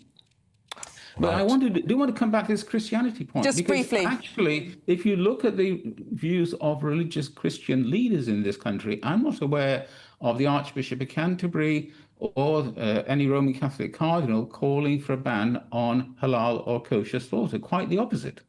All right, we have to leave it there.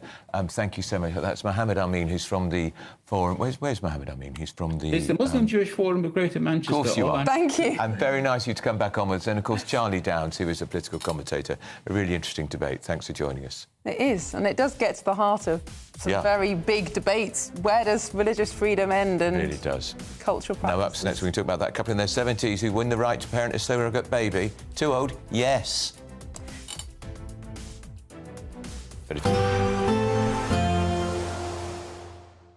I forecast a perfect holiday in the sun. Weather looking good then? For sure, and no worries about our travel insurance. All Clear Travel Insurance sponsors GB News travel destinations forecast. Some serious heat across parts of Spain towards the end of this week. We could top out over 40 degrees across parts of the south. A little cooler in Madeira, where it could be quite cloudy on Friday. Plenty of warm sunshine for Portugal and Spain, and generally pretty good in Italy as well. The heavy showers clearing away from the Balkans, but we are going to see more showers moving in across Greece through Friday and Saturday. That heat could trigger some thunderstorms in Spain and southern France into the weekend. All Clear Travel Insurance sponsors GB News travel destinations forecast. Good Afternoon Britain isn't just about us. The wonderful thing about this programme is it's about everyone watching. It's an interactive programme. Well, there absolutely is something to see here, and we're going to be talking about it more. Whether it's breaking royal news, please bring us up to date, or indeed a particularly punchy speech in the House of Commons. Very, very curious. We bring it to you live, and then we bring you live reaction as well. That's Good Afternoon Britain, weekdays from midday. Only on GB News, the People's Channel, Britain's news channel. Nigel is back. Good evening. Unfiltered. Are these proposals bold enough? Uncompromising. Will it bring growth? Unmissable. We as a country are brilliant. Nigel Farage returns this Tuesday from 7 p.m. only on GB News, The People's Channel, Britain's news channel. Mornings don't have to be tiresome, especially if you have the right company. Wake up to news as it happens, opinion and debate, and of course, a little bit of entertainment too. Because when the kettle's on, we're on. That's Breakfast on GB News, a show worth waking up for. Every morning from 6 a.m. Only on the People's Channel, Britain's news channel. We'll spread the news, you spread the word. Headliners on GB News 11 p.m. every night. It's got 3 top comedians going through the next day's newspapers so you don't have to read them, which is great. That's a good point. He's lying. I mean, maybe he's not lying. That's Headliners every night from 11 p.m. and 5 a.m. as well on GB News, Britain's news channel. From the school run to the home run, watch a new show for all of Britain. So he can say whatever he wants. A straight talking show where all voices are heard. And, you know, when are we going to stop talking about smashing the gangs and actually do it? With the stories that matter from every part of our country. There's a bit of a crash landing there for your Chancellor. Bold, fearless and standing up for you. That's me, Martin Daubney, 3 p.m. till 6 p.m. weekdays, here only on GB News. The People's Channel, Britain's news channel. We're proud to be GB News, the People's Channel, and as you know, we always love to hear your views. Now, there's a new way of getting in touch with us at gbnews.com/your-say. By commenting, you can be part of a live conversation and join our GB News community. You can even talk to me, Bev Turner, or any of the members of the GB News family. Westminster's full of talk, but out here, it's the real world. Am I allowed to talk then? No, that's it. This is where it matters, real people and real lives. That's what politics is all about. In fact, has Trump made a good start? No. Straight answers, no spin, and just a couple of pints. How many fingers have I got up? About 10. So join me for Lee Anderson's Real World every Friday at 7 p.m. only on GB News. The People's Channel, Britain's news channel.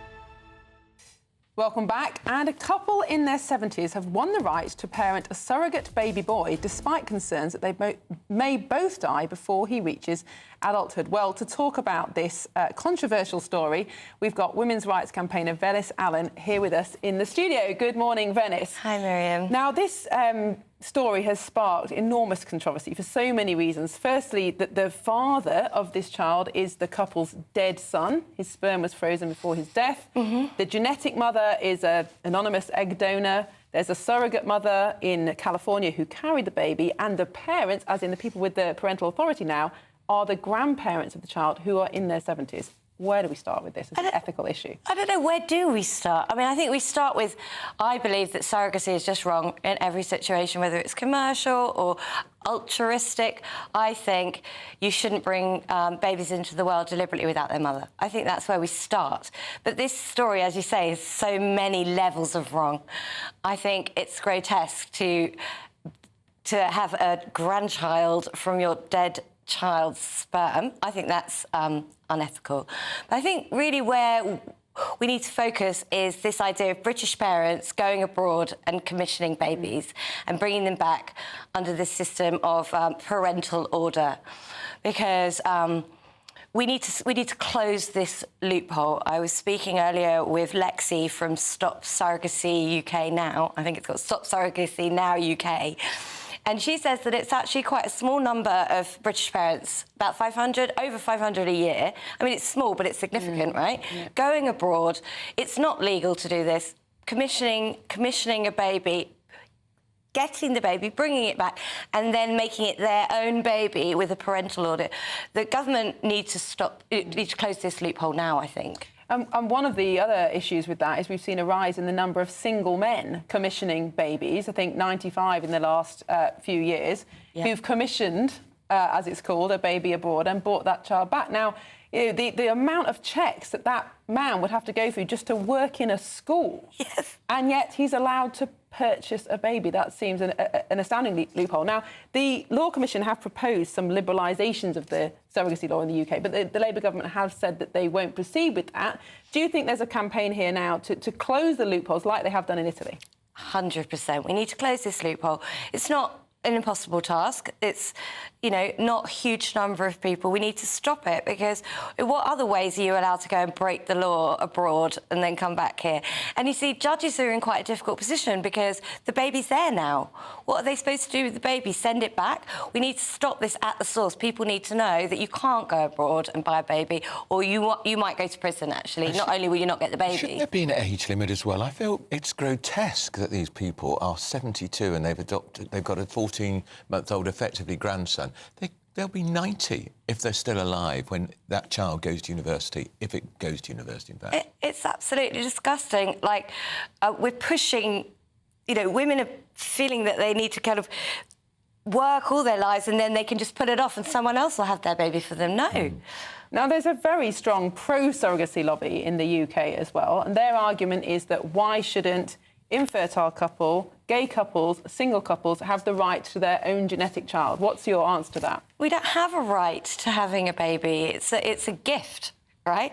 And there's so many horrible language coming around this, like fertility equality. Actually, when you talk as a feminist against surrogacy, you're often accused of being homophobic because they've made it into a gay issue. Like, I'm sorry, there's lots of ways that gay men could have their own children. There's so many ways you can do it with somebody that or with a lesbian couple, with straight women who adopt.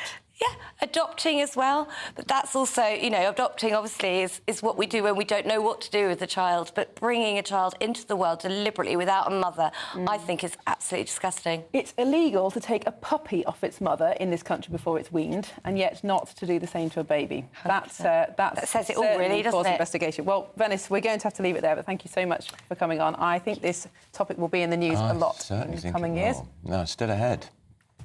We are going to look at Shadow Justice Secretary Robert Jenrick, who has released a bombshell video about fare dodgers. You've really got to see it to believe it. It really is fantastic. This is Britain's Newsroom on GB News.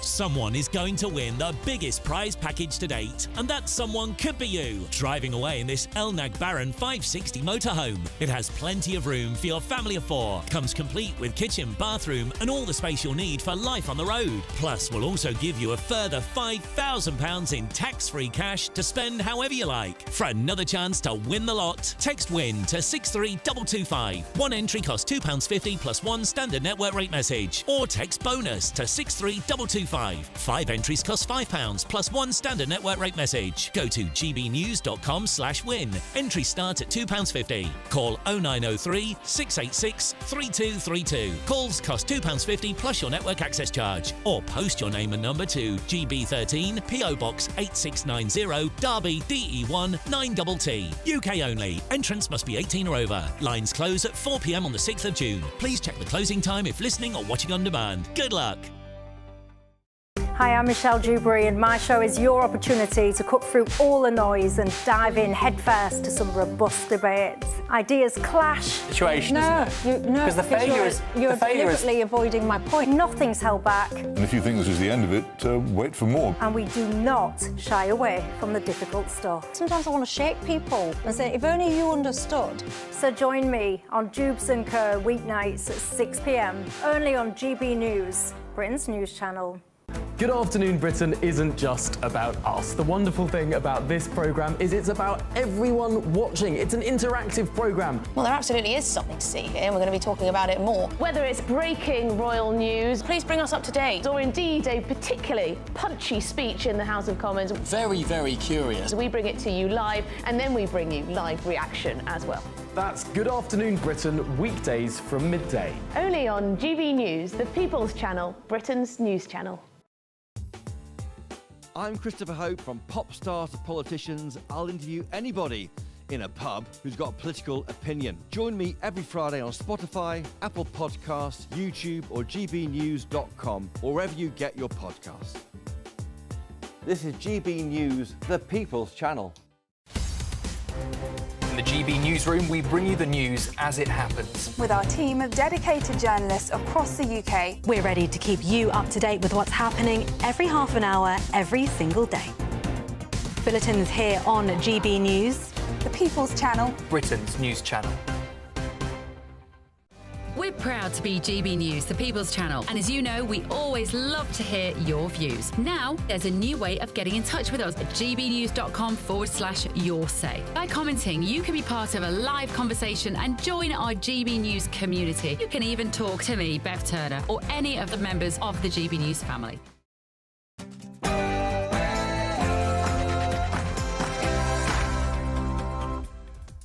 11 o'clock on Thursday, the 29th of May, live across the UK, Britain's Newsroom with Andrew Pearce and Miriam Cates. And Starmer slams Farage. The Prime Minister says that the Reform leader's policy plan will lead to a Liz Truss-style economic meltdown. Sir Keir will be speaking soon. The Shadow Justice Secretary Robert Jenrick's released an absolutely fascinating video exposing people who are not paying for public transport tickets. And Trump's tariffs have been blocked. A New York court has ruled that the US president has overstepped his authority by imposing these international trade tariffs. You've done a fantastic job, and we appreciate it very much, Elon. You know, thank you. It's also an honor to work with your incredible cabinet. I'd just like to say thank you, everyone. It's great to work with you. Thank you very much. Thank you. So is the bromance over. Elon Musk leaves his role advising the Trump administration. He insists the waste-cutting work of Doge will continue. And GB News' Charlie Peters joins Conservative leader Kemi Badenoch to meet one of the brave survivors of the Bradford grooming gangs.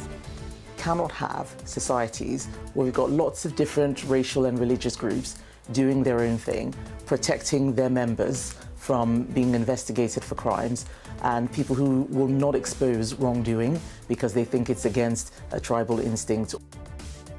Well, Kemi Badenoch says that there is a tribal instinct which is preventing people from investigating these gangs. She also says that some Labour MPs are prioritising an airport in Pakistan rather than caring about this issue on the streets in Bradford and Birmingham.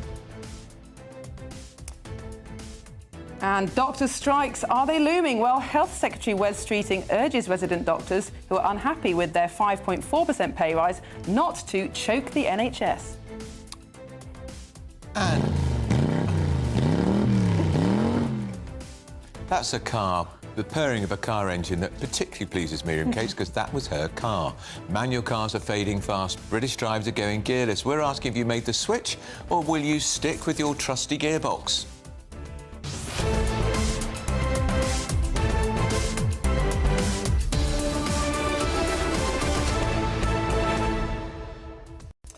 Big speech this morning from Starmer. We'll carry some of it. It's recess.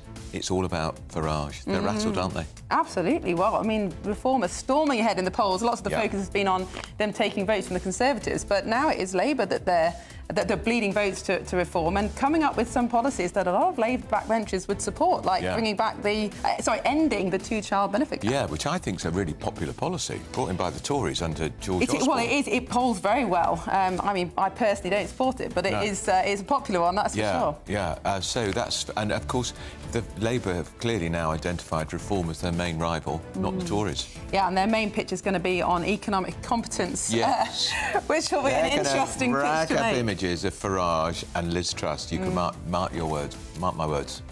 Well, do let us know what you think. gbnews.com/your say. But first of all, here's the news with Katie Bowen.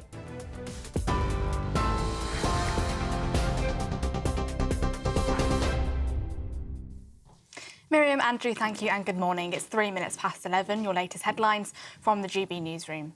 Nigel Farage's fantasy economics will lead to an economic meltdown. That's the warning Sir Keir Starmer is expected to issue later today. The Prime Minister is set to accuse Reform UK of gambling with the nation's finances and making the same bet that former Prime Minister Liz Truss did. Follows a speech made by Nigel Farage on Tuesday in which he accused Sir Keir Starmer of having no passion. The Institute for Fiscal Studies said that Reform UK's pledge to increase the income tax personal allowance could cost between £50 and £80 billion a year. In response, Mr Farage said, in the last 24 hours, I've been attacked by Starmer, Badenoch, Swinney, Sarwar and just about everybody else, except for the voters. We must be winning.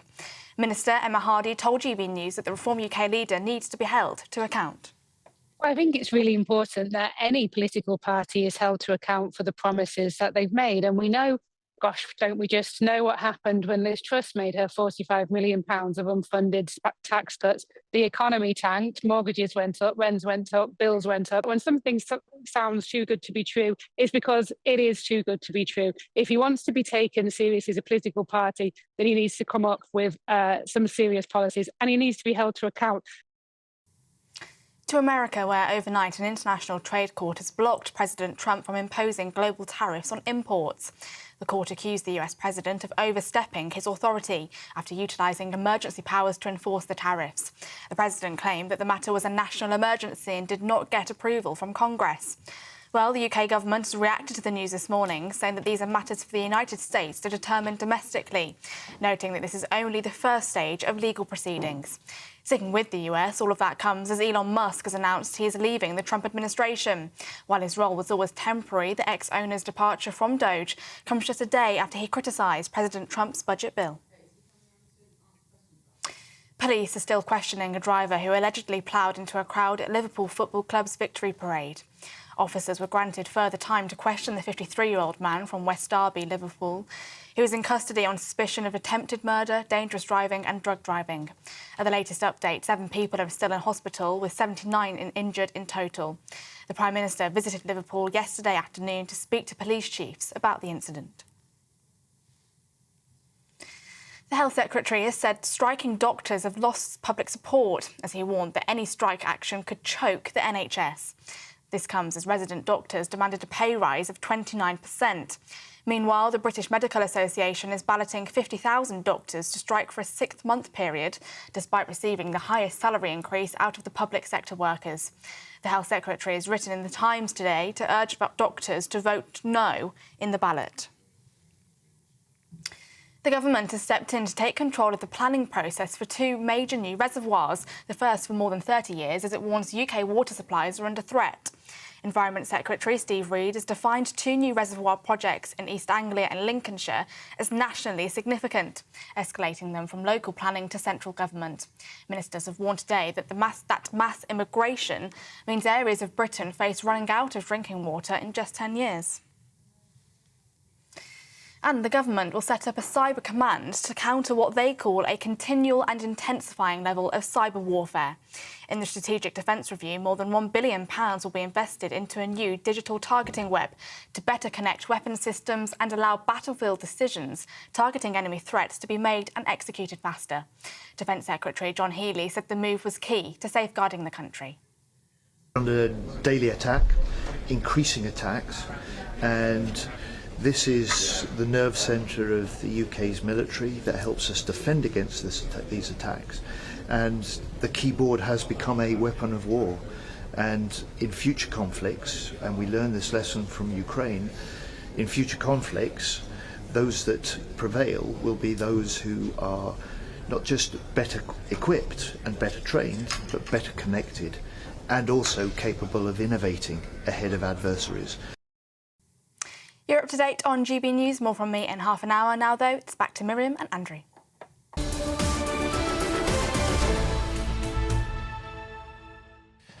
Hello and welcome. This is Britain's Newsroom live across the UK on GB News with Andrew and Miriam. You've got lots of emails and texts and things, I think. Let's have a look what people have been saying. There's certainly been lots of comments on the surrogacy debate. It's unfortunately, my computer has decided not to load up at the moment. Are many people agreeing? Well, that they can have them? No. Defending the right? Fairly overwhelming against, I think. But unfortunately, I can't load it up. Broadband issues. Technology. I've never even tried to grapple with the technology. So, moving on. A grooming gang survivor from Bradford, Fiona Goddard, spoke exclusively with our national reporter, Charlie Peters, as she met with the Tory leader, Kemi Badenoch. Why don't you have a listen? It was interesting. It was an experience. So I've had my doubts over time whether people are using things just for political gain and to gain traction. I do actually believe that she's quite genuine. I think her meeting the victims and hearing their stories has had a big impact on how she sees this. I do think she is genuine about that, and I do think that she's doing it for the right reasons. Well, I'm hoping she is anyway. It's you know, almost the perfect example of everything that went wrong with this grooming gang scandal embodied in one person's story. She reminded me a lot of the reasons why I do this. This issue touches on 2 points for me. One, women's rights, violence against women, but it also touches on another issue I care about, which is integration. And that we cannot have societies where we've got lots of different racial and religious groups doing their own thing, protecting their members from being investigated for crimes, and people who will not expose wrongdoing because they think it's against a tribal instinct or a tribal requirement. And hearing her talk about how when her mother raised the alarm and was describing someone as an Asian male, the police were more concerned about her using that description than about what was happening to her daughter.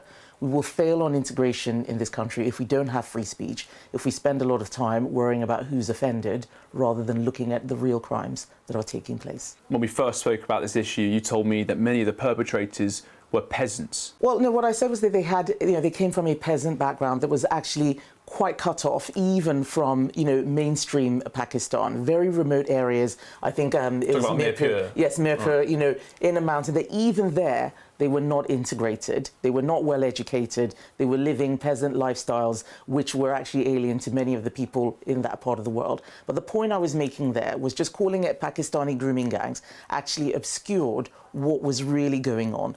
That this is not just about just men or Asians. It's about people from specific communities that have very little cultural connection with the UK, and when they come here, have no interest in joining this society. Some Labour MPs and independent MPs in heavily Pakistani areas seem to be campaigning more for an airport in Mirpur than on the grooming gangs issue. It's completely ridiculous. No one in this country should be campaigning for an airport in another country. And what worries me is that I see a lot of Labour MPs, not just the ones of Pakistani origin or with high Pakistani communities or Asian communities, but loads of Labour MPs who will not talk about the problems that are happening here today in Bradford or in Birmingham or wherever, but they're talking about what's happening in Gaza. Gaza this, Gaza that, as if that is the high priority of the people who voted them in. It's not. They are in the wrong job. What message would you like to give politicians as they wait for the Louise Casey review to come back? I would like to urge them all to start seeing us as actual people instead of a political decision. Like, we are real life people, and it shouldn't be based on what politics you believe in, what party you belong to. It should be based on what's right. And the fact is, I'm one of thousands. There's so many more like me, and I'm lucky I've managed to rebuild my life. The majority of these victims haven't. Well, reporter Charlie Peters joins us now in the studio. Charlie, a fascinating interview. Do you feel that Kemi Badenoch really understands the seriousness of this issue and potentially what could happen under her potential leadership in the future? I think she certainly gets it now, especially with some of the reporting we've been doing. I mean, Kemi, like many other Tory politicians, has said that they weren't aware of how widespread the scandal was before this national understanding of the crisis was put forward. But in this interview, you know, being conducted after she met a survivor from Bradford who gave that really compelling testimony about her experiences, what she wants now, a fuller investigation both in Bradford but also a national understanding to understand those networking and trafficking links. We also heard Kemi Badenoch make some quite strident allegations against the government. She said that Jess Phillips, the safeguarding minister, didn't understand her job. She also said that many Labour MPs were too prioritised on issues such as an airport in Mirpur in Pakistan rather than what was going on in Bradford and Birmingham. Now, those allegations, pretty severe. We have got a statement from Labour we'll go to later, but she made that point because she felt as though Jess Phillips, she said, wasn't brave enough, that she'd ducked this issue, that when the time came to call for an inquiry, as the Conservatives did in January, she instead announced those local inquiries. But so far, we don't know where those local inquiries are going to be. What's the latest on those? Well, we still don't know. What is going to happen next on this whole issue is that Baroness Louise Casey is going to return her so-called rapid audit that was commissioned in January. It's meant to take 3 months. It's going to come out, I reckon, in June, maybe even the end of June. It's taking forever. It's a pretty severe delay, and who knows what it might recommend. Now, Baroness Casey, in 2023, she said that she was looking at a job in the Labour government that might come up. She said she'd be interested in being a minister. So how independent is that rapid review? Those questions need to be asked. So far, they haven't. So it could recommend an inquiry on a national scale. We have heard some Labour MPs saying they'd be open to that if Casey calls for it. Equally, it may say we need more local reviews, which is what the government's position is. But again, we still don't know how many there'll be. In April, the government was accused of watering down that commitment because they said there'd be 5. So far, there's only 1. And they changed it to locally led work on the back of feedback from local authorities. So who knows, Andrew and Miriam, what's going to happen next? But what we do know is that we're going to hear from more survivors like Fiona putting forward their very brave testimony, waiving her anonymity to talk about her shocking case. 9 men were convicted in her case, but many, many more were involved. And she says that she's turned her life around, as it were. She's got control of her life now, but many, many more victims in West Yorkshire, in Bradford in particular, haven't. Charlie, come back. We've done some brilliant stuff on this issue. We really have. Now, we have to read a statement from the Labour Party. We're not going to read all of it, frankly. So let's cut through the first bit. It goes on about how Badenoch, when she was a minister, didn't do anything about it. Is there anything here relevant? Keep going. But they make the point that not once during her tenure did she meet a victim of child abuse or a police officer investigating the grooming gangs or any other expert. What a pathetic statement. What a pathetic statement. I think much of the country had moved on from this issue, and we revealed in January that Oldham had a request rejected, and since then, understandably, there's been lots of interest in people getting back in touch with this issue and speaking to And she made the point in the interview that because the Alexis J report was ongoing, I suppose the government almost parked the issue and delegated it to Alexis J and thought that would be the answer. Of course, it wasn't. Yes. But, if I just make one point on that very quickly. When that came back in 2022, this is a problem for the Tories. They had another 2 years in power. Did nothing. That review was a failure, and when people reported on not being enough, they thought, oh, well, I moved on. It was too tricky for them to encounter. It also was not a report into the Pakistani grooming gangs. It was very wide-ranging about institutional abuse. The Pakistani grooming gangs hardly got any mention at all. Yes, I think in the J report. Mentioned, but a few paragraphs. No. No, thank you, Charlie. Yes. We've sorted our IT problem out, or rather, yes, I think so. Has. Lots and lots of comments on that halal debate. Should halal meat, halal slaughter practices be banned in the UK? And lots of people essentially agreeing that it should from an animal cruelty point of view. Tony says, I only eat pork and pork products, so he's not involved. Obviously, neither Jews nor Muslims eat pork. And I also can't load my laptop up again. David says, I have seen videos of kosher slaughter, cows having their throat cut, other fairly gruesome details. People who think it's OK are savages. It does seem in complete contrast to our very, very heavily regulated animal cruelty laws. I just can't bear this. It takes the animal 4 hours to die, 4 minutes to die. Well, it's going to be How can that not be painful and uncomfortable at the very least? Well, it's going to be debated in Parliament soon, so I'm sure we'll be covering that debate. It'll be interesting to see which MPs speak for and against. Yes, it'll be very interesting. Now, time's running out, and your chance to win our biggest ever giveaway. You know what it is? It's that motorhome worth over £67,000. Here's the details. Someone is going to win the biggest prize package to date, and that someone could be you, driving away in this Elnag Baron 560 motorhome. It has plenty of room for your family of 4, comes complete with kitchen, bathroom and all the space you'll need for life on the road. Plus, we'll also give you a further £5,000 in tax-free cash to spend however you like. For another chance to win the lot, text WIN to 63225. One entry costs £2.50 plus 1 standard network rate message, or text BONUS to 63225. 5 entries cost £5 plus 1 standard network rate message. Go to gbnews.com/win. Entries start at £2.50. Call 0903 686 3232. Calls cost £2.50 plus your network access charge. Or post your name and number to GB13 PO Box 8690 Derby DE1 9TT. UK only. Entrance must be 18 or over. Lines close at 4 p.m. on the 6th of June. Please check the closing time if listening or watching on demand. Good luck. Well, Shadow Justice Secretary Robert Jenrick has released a bombshell video exposing fare dodgers on public transport. Good for him, because I see it all the time, and they just don't seem to care transport for London staff. And don't forget forget, this week, of course, the Mayor sneaked out his 20% rise in the congestion charge, Sadiq Khan. Yeah. Also up next, Sir Keir Starmer's going to make that speech. What he says he's going to slap down Nigel Farage's policy initiatives this week. Seems like he's living in his head, rent-free.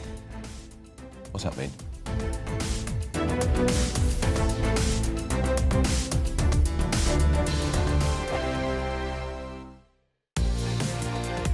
Mornings don't have to be tiresome, especially if you have the right company. Wake up to news as it happens, opinion and debate, and of course, a little bit of entertainment too. Because when the kettle's on, we're on. That's Breakfast on GB News, a show worth waking up for. Every morning from 6 a.m. Only on the People's Channel, Britain's news channel. We'll spread the news, you spread the word. Nana Queer, weekends from 3 p.m. Recently, Meghan Markle did a cookery show. She did. What happened? Because you made a certain comment and she...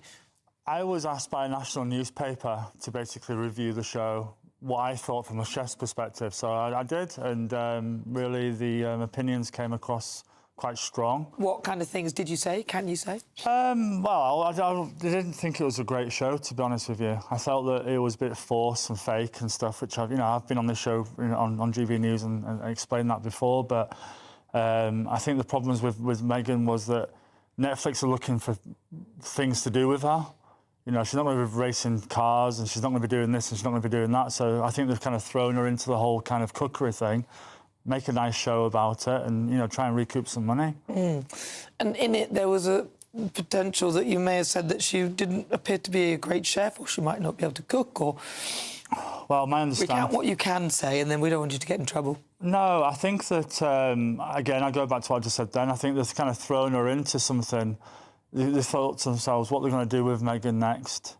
And basically they've kind of thought, well, most people can cook. Let's create a cookery show. Let's make her the new Martha Stewart. Let's try and recoup some money. Let's do, I wouldn't be surprised if they're going to bring out pans and knives and tea towels as well as what she's already launched already. And, I think it's, from a chef's perspective, it's very disappointing that streaming sites are, backing people who have got really no experience in the industry and don't really have the right to be teaching people how to cook. Well, she did make a really nice sort of like fruit rainbow where she put all the fruit in a thing in one on the other. And... That must have been episode 1 because I stopped after episode 1. No, do you? GB News, the People's Channel. Hi, I'm Michelle Dewberry and my show is your opportunity to cut through all the noise and dive in headfirst to some robust debates. Ideas clash. Situation, isn't it? No, because the failure is... You're deliberately avoiding my point. Nothing's held back. And if you think this is the end of it, wait for more. And we do not shy away from the difficult stuff. Sometimes I want to shake people and say, if only you understood. So join me on Jubes and Kerr weeknights at 6 p.m. only on GB News, Britain's news channel.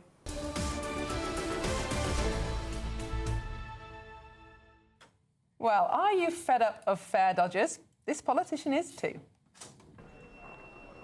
Excuse me, do you think it's all right not to pay? Seriously, why do you go back through the barrier and pay? Do you want to go back and pay like everybody else? Do you think it's all right not to pay? Why don't you go back and pay? You can say off as much as you want. But everyone else has to pay. You're carrying a knife, you say? Nearly 1 in 25 people using London's public transport aren't paying for it. So there's 8 officers down there, but 1 minute away, that gate's wide open.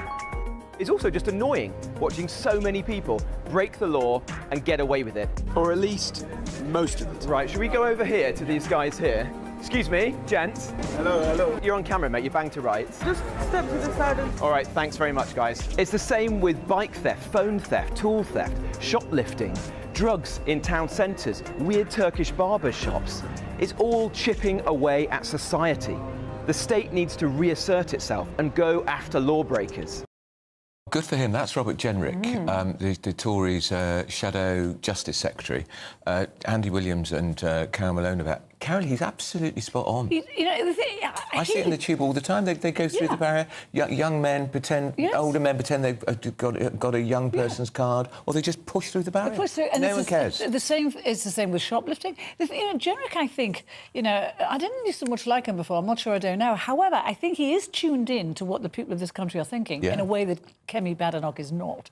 And I think, if there is a leadership battle at some point, I really do think he stands a very good chance, because he's talking about what we're cross about, and it's really important. And the point is, Andy, if it's a person who doesn't pay, they make it more expensive for everybody else. Yeah, and it's not cheap to travel around London or any part of the country, but, travelling around on the tube, it really does rack up. And you're right, you see it all the time. I literally saw someone yesterday, a woman, pushing just straight through the middle of the barriers, and she just cracked And they don't care. Most of the TfL staff just don't think it's their job. They don't think it's their job, but also I think there's something about where they're positioning enforcement officers, because sometimes I'll go to a station and there'll be 8 people guarding 2 barriers, and then you go somewhere else and there's nobody there. And in the past, people would not have done something like this because of the shame or the reaction of the rest of the public. But now, because most members of the public, obviously excluding Robert Jenrick, do nothing and just stand by and watch, there are no penalties socially to doing it if you're not caught by a legal official. I'm not sure that deploying a vigilante Robert Jenrick is necessarily the answer. If you expected members of the public to object, you probably would be less likely to do it. I'm sure that's true. He could have got a punch in the mouth. He could have, but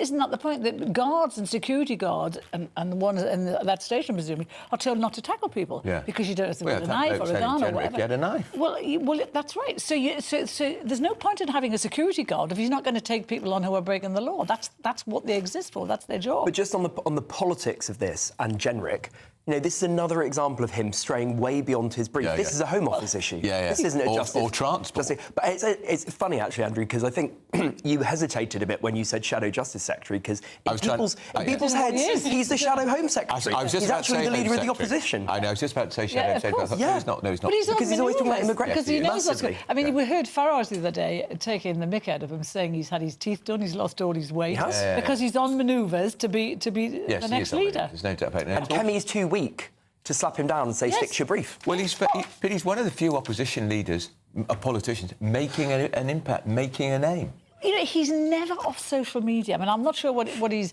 when he gets his proper work done, but he's always tweeting about stuff. But it's about relevant stuff. It's about stuff that applies to all of our lives. But politics of this aside, shouldn't it be the case that every minister or shadow minister is able to make policy interventions, is able to have policy and personality of their own, rather than this Blairite top-down approach where everything has to go through the Prime Minister? It's actually much more healthy for democracy. Well, I won't hear anything against Blairism, Miriam, but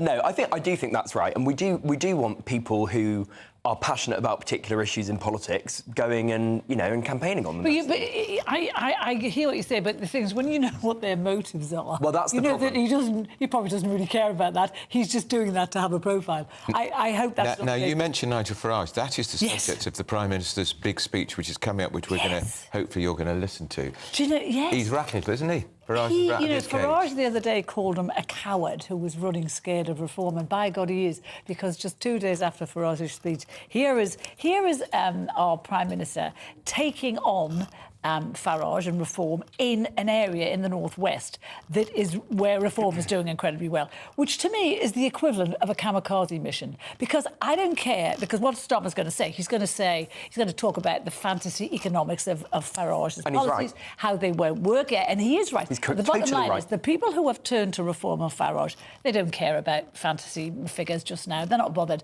They're bothered about... They want a leader that they think is listening to them, that is interested in the issues that affect their lives. And this is what happens when you turn away those core Labour voters who have turned away from Labour to reform are people who feel not listened to, patronised, let down, and they've turned to a party that they think is listening to what they say, and that's reform. So what he's going to do today is get reform some more members. All of that is true, but it's perfectly reasonable to point out that every single tax and spend policy reform has announced is completely incoherent. Wouldn't it be lovely if we could say you don't pay tax on the first £20,000 of your earnings? Great. I don't think anyone would disagree with the principle of it. It's going to cost 80 billion a year, according to the Institute for Fiscal Studies. That's more than the defence budget. 25 billion a year, more than the defence budget. Just yesterday, Angela Rayner's figures on tax were completely rubbish. They're all rubbish. Labour aren't proposing anything that's anywhere near as extreme as what Fantasy economics or not, and Carol's completely right. Some of Angela Rayner's calculations didn't exactly set up. It's not comparable, though. What's interesting, though, is the areas that they're choosing to focus on, because a populist policy might be 5p off income tax for everybody, but what they're focusing on is family, marriage tax breaks, child benefits. Inheritance tax. Inheritance. That's very interesting, because those things are not necessarily the most popular in the polls, but do they suggest that actually Reform are now moving into territory that they think ought to be politicians' focus, but isn't at the moment? No, I mean, I just think they're populist. You know, but all of those, all of that is. Yes, it is. Cutting inheritance tax. Yes, inheritance tax is the most hated only tax. Only 4% of the states pay inheritance tax. But lifting the cap on child benefit that's a deeply unpopular policy in my view. It's a popular policy. I mean, I personally don't agree with that. I think I don't think we should be paying for 3, 4, 5, 6. And I think that's where most people watching this programme, listening to this programme, are too. Certainly where I am. But I think what he's trying to do should stay. He's trying to move away from this reputation that Reform had about being just a party about immigration to looking at all sorts of other measures to become a more serious party. There's a very interesting piece by Alistair Heath in the Telegraph today, who was saying that now Labour are going to target Farage and Reform with the kind of viciousness that we saw in Project Fear back in 2016. They're going to try and destroy him. Did it? Yeah. Well, it didn't work. What it did was turn the people who were voting for Brexit onto a big time. To leave. And this is, but they are going to do this now. They're going to go for him in every which way they can. He's used to viciousness, but I'm not sure he's used to what's coming. And today with Starmer's just the start, which I think is going to backfire today on him anyway. But he's lost the room, Starmer. He's lost the country. He's lost the country in 11 months, and I don't see what he's going to do today. I think what Farage is doing by on child benefit, for example, basically outflanking Labour to the left, he's setting a massive trap for Labour, in my view. And if I was Keir Starmer, like with winter fuel, I would have stuck with it and said, here's our rationale, this is our plan, we're going to stick to it. And I think they should do the same on child benefit. But the biggest problem with this Labour government is flip, flop, no direction, no strategy. You can't stick to the pensioners' policy. I believe that a very popular policy is the 2-child cap. I think that's a really popular policy. But cutting the pensioners' fuel allowance was deeply unpopular. But saying he'll lift the cap, you know what Farage really wants? He wants Labour defectors.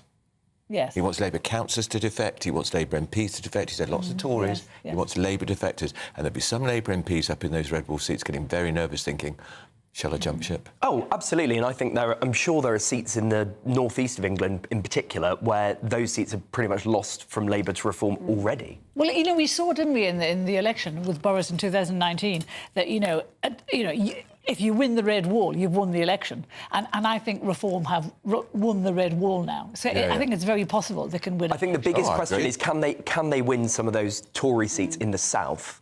And that, I think, is a more difficult challenge. Your kind of classic Shire Tories, are they going to go to Reform? Or they might go to the Lib Dems. Well, it's going to be look at Oxfordshire, there are no Tory MPs there anymore. Andy, Carol, I'll have to leave it there. We've got lots more to come on the show. But you're going to miss the Prime Minister's speech. You must be devastated. Are you devastated? I'm completely devastated. Andy probably is devastated. I'll listen to it on the tube. Very good.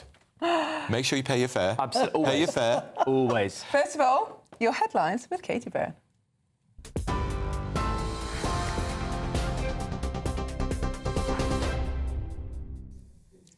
Miriam, Andrew, thank you. Your top stories this hour. Nigel Farage's fantasy economics will lead to an economic meltdown. That's the warning Sir Keir Starmer is expected to issue later today. The Prime Minister is set to accuse Reform UK of gambling with the nation's finances and making the same bet that former Prime Minister Liz Truss did. It follows a speech made by Nigel Farage on Tuesday in which he accused Sir Keir Starmer of having no passion.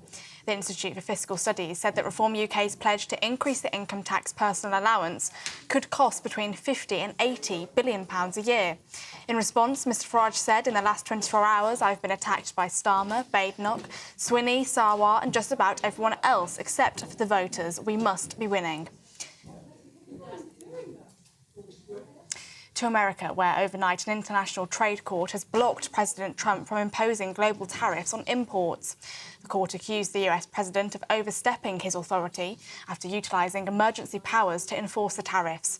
The president claimed that the matter was a national emergency and did not get approval from Congress.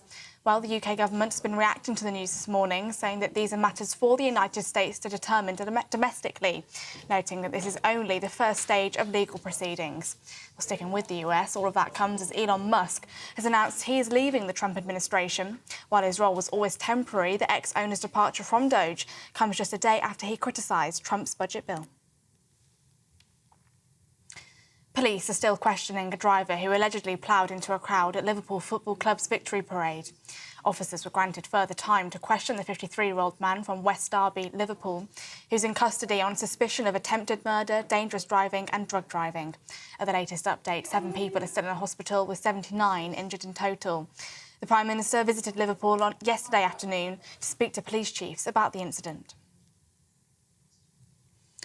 And the Health Secretary has said striking doctors have lost public support, as he warned that any strike action could choke the NHS. That comes as resident doctors demanded a pay rise of 29%. Meanwhile, the British Medical Association is balloting 50,000 doctors to strike for a 6-month period, despite receiving the highest salary increase out of the public sector workers. The Health Secretary has written in The Times today to urge doctors to vote no in the ballot. Those are the latest GB News headlines. More from me in half an hour. For the very latest GB News direct to your smartphone, sign up to News Alerts by scanning the QR code or go to gbnews.com/alerts. My Claim Group sponsors the GB News Finance Report. Here's a quick snapshot of today's market. The pound will buy you $1.3475 and €1.1945. The price of gold is £2,440.24 per ounce, and the FTSE 100 is at 8,714 points. My Claim Group sponsors the GB News Finance Report.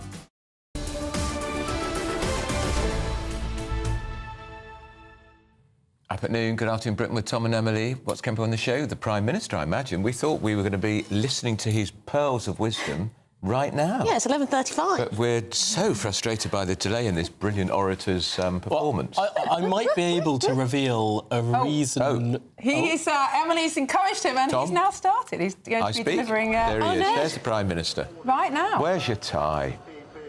Made on this very site for the best part of 250 years. I think Pilkington may have been running the business before, and I thought we can actually just see Pilkington out there. And so for you to be continuing with Glass Futures, very apt name, working here is fantastic. And I can see how proud you are of what you do.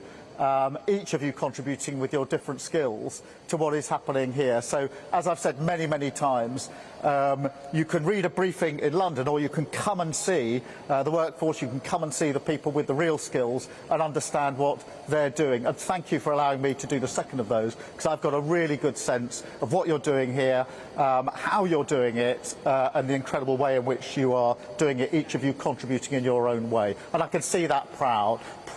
And I'm proud of every aspect of our economy, everything that we do across the country. And that's why I've always said I will fight for every job. I know how important a good, well-paid job is. And I hope you've seen some of that in the trade deals that we've recently done with countries like India, the US and the EU. And only this morning, actually, you explained to me that the India deal in particular will be really important for glass and what you're doing directly, and of course for businesses like Whiskey who need glass all of the time. And that comes from my absolute determination to create jobs, good jobs, and to drive down the cost of living. And put more money in your pocket, which is, I think, the thing that most people are most concerned about.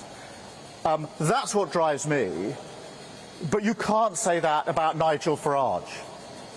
I mean, this is the man who said that Jaguar Land Rover deserve, his word, to go bust. And he said that because he didn't like an advert that they made. This is a company at the absolute forefront of British engineering. And he says they deserve to go bust. But unlike Nigel Farage, I've been to see the workers at JLR several times over, particularly recently. And I know what those jobs mean for the workforce themselves, for their families and their communities. And I saw firsthand the anxiety on their faces. I met them just as I've met you this morning. I saw the anxieties on their faces when they thought their jobs were at risk. So when they needed support earlier this year, when we had to fight for their jobs and make a deal with the United States, I protected those jobs because I had them in my mind's eye. And politics is about who you have in your mind's eye. We protected those jobs. Would Nigel Farage have done the same? Absolutely not. And that's the question you have to ask about Nigel Farage. Can you trust him? Can you trust him with your future? Can you trust him with your jobs? Can you trust him with your mortgages, your pensions, your bills? And he gave the answer on Tuesday, a resounding no. He set out economic plans that contained billions upon billions of completely unfunded spending. Precisely the sort of irresponsible splurge that sent your mortgage costs, your bills, and the cost of living through the roof. It's Liz Truss all over again. Now, in opposition, we said that she would crash the economy and leave you to pick up the bill. And we were right. And we were elected to fix that mess. Now, in government, we're once again fighting the same fantasy, this time from Farage. The same bet, in the same casino, that you can spend tens of billions of pounds on tax cuts without a proper way of paying for it. Using your family finances, your mortgages, your bills as the gambling chip on his mad experiment. And I can see that in keeping with my point, apparently he's in Las Vegas today at a casino. And it's not a surprise, because he said that the Liz Truss budget, in his view, was the best since 1986. That shows his judgment. It shows what he'd do. And the result would be exactly the same. Now, I'm not prepared to let that happen. Labour's plan for change has stabilised the economy. Growth in our economy is at the fastest rate in the G7 this year. 4 cuts in interest rates. That means mortgages coming down. And a pay boost for 3.5 million low-paid workers. And unlike Nigel Farage, I know what it's like growing up in a cost of living crisis. I know what it's like when your family can't pay the bills, when you fear the postman and the bills that may be brought. And I know how much work we have to do. But there is not and never will be a magic wand that can wave away the need to manage the public finances properly. That is the foundation upon which everything rests, always. Now, we were elected to change the country, but we were also elected to never put working people through a crisis like Liz Truss ever again. And so that is what we're doing. Scunthorpe Steel, that was rescued. JLR workers protected. Wages rising. Mortgages coming down. NHS waiting list cut. 3 million extra appointments this year. The living wage raised. Water company bosses fined. You saw that earlier this week. Immigration falling. Breakfast clubs in every school. An investment in infrastructure right across the country. The biggest levelling up of workers' rights in a generation, and a massive cash injection in our public services without making working people pay. Nigel Farage stands for none of this. He literally voted against it. Against sick pay for working people. Against fire and rehire. Against cutting fuel duty. And now he wants to blow up the economy all over again. But we won't let him. We will deliver our plan for change, and we will do so precisely because we protect our economy. That is the path to change, and that is what Labour will deliver. Thank you all very much indeed. Thank you.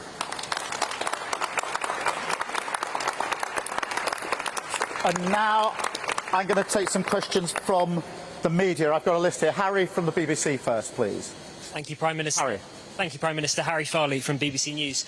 The speed of the decline in your popularity is historically unprecedented. Isn't this speech today an admission that you have failed and Nigel Farage understands voters better than you? And if I may, you've signalled a U-turn on winter fuel payments. Do you now want to remove the two-child benefit cap? It's really important for me to remind everybody of the absolute mess that we inherited in the economy, with £22 billion missing from the economy, in the health service, which was on its knees, our public services shot through. Our job was to pick that up and turn it around, and that involved tough decisions. But we did that because we knew that the foundation of economic stability is the single most important thing. I vowed that people would never be put through the Liz Truss experiment ever again. And the reason I'm speaking out today in relation to Nigel Farage is precisely because that's what the policies he outlined this week risk for our country. And we're here to make sure that working people are never put through that ever again. In relation to winter fuel, we do want to ensure that more pensions are eligible for winter fuel, and that's what we're working on. Let me just go back to my list. I've got Amanda from Sky. You're running scared of them, that you're sounding increasingly like them with some of the policies and announcements you've made recently. This is a speech that was very defensive, wasn't it? And also, if I may, one of their policies is now lifting the two-child benefit cap. The Education Secretary was on Sky News this week saying it's something you're considering.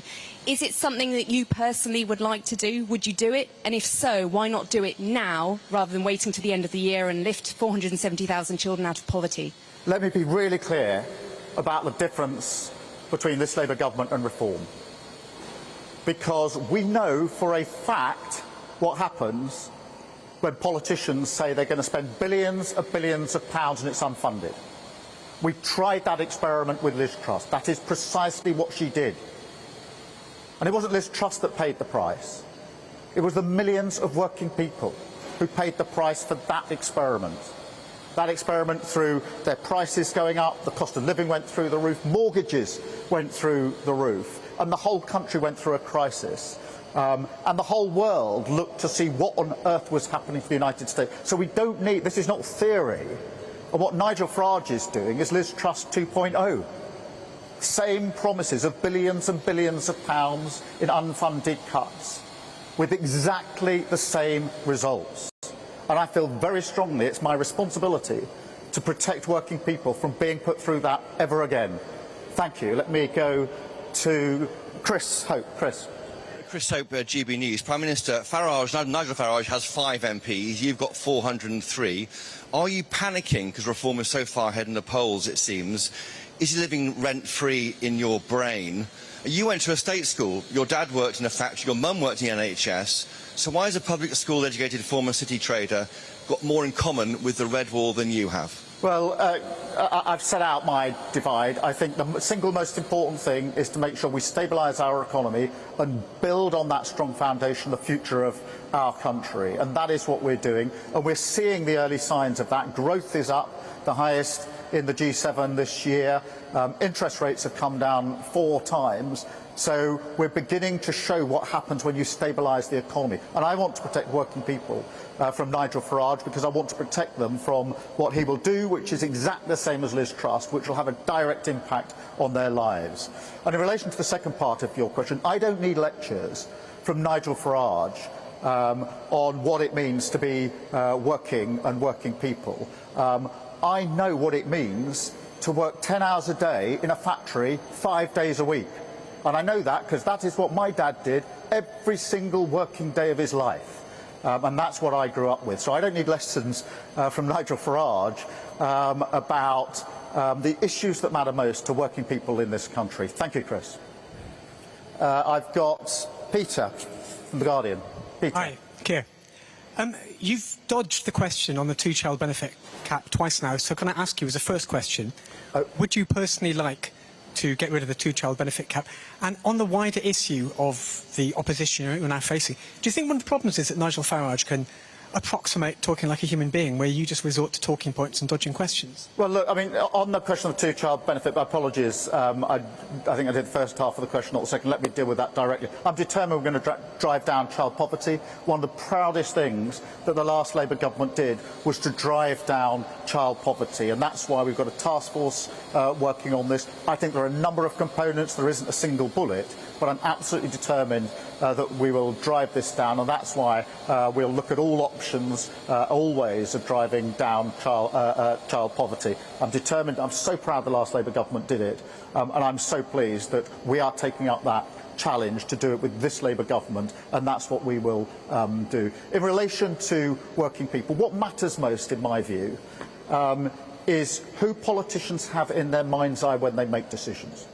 I know precisely who I had in my mind's eye when I took the decisions that I had to on the international stage with the US trade deal. I had in my mind's eye the jail workers that I'd taken the time to go and see on a number of occasions and understand for myself the jobs they do, the skills they have, and what that means for them, their families and their communities. And that's the way I do politics, which is roll up your sleeves, understand the issues, understand the challenges, run towards that challenge and make sure that we fix it for working people. And that is exactly what we did with JLR. That's exactly the approach I would take. What did Nigel Farage say about JLR? Maybe with a great flourish, apparently contacting with working people, he said they should go bust.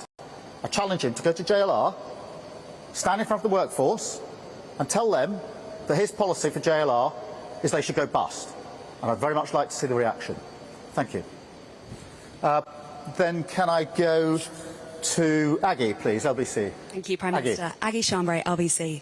Do you have a reaction to a Reform UK advert which claims Anna Sarwar wanted to prioritise the Pakistani community, and Nigel Farage's defence of it, that it was Sarwar that introduced sectarianism into Scottish politics? Sarwar has called the comments poisonous. The SNP has called the ads racist. Do you agree with that? Are they racist? And also, if I may, are you not worried people will ask why you're holding a press conference about Nigel Farage 4 years out from a general election instead of focusing on your plans for the country? Well, there's a lot of questions bound up in that, but let me get to the central point, because what we've seen with Reform in Scotland in relation to this particular video is manipulation.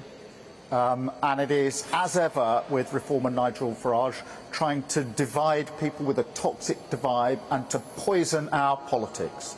And I think our politics is above that, and that's why I think it's absolutely right that Anna Sarwar has called this out for what it is. It is toxic divide, it is introducing poison into our politics, and that is exactly what turns people off politics. And that is why restoring trust to politics is so important to my project and the project of Scottish Labour. Thank you. Shihab. Shihab Khan, ITV News.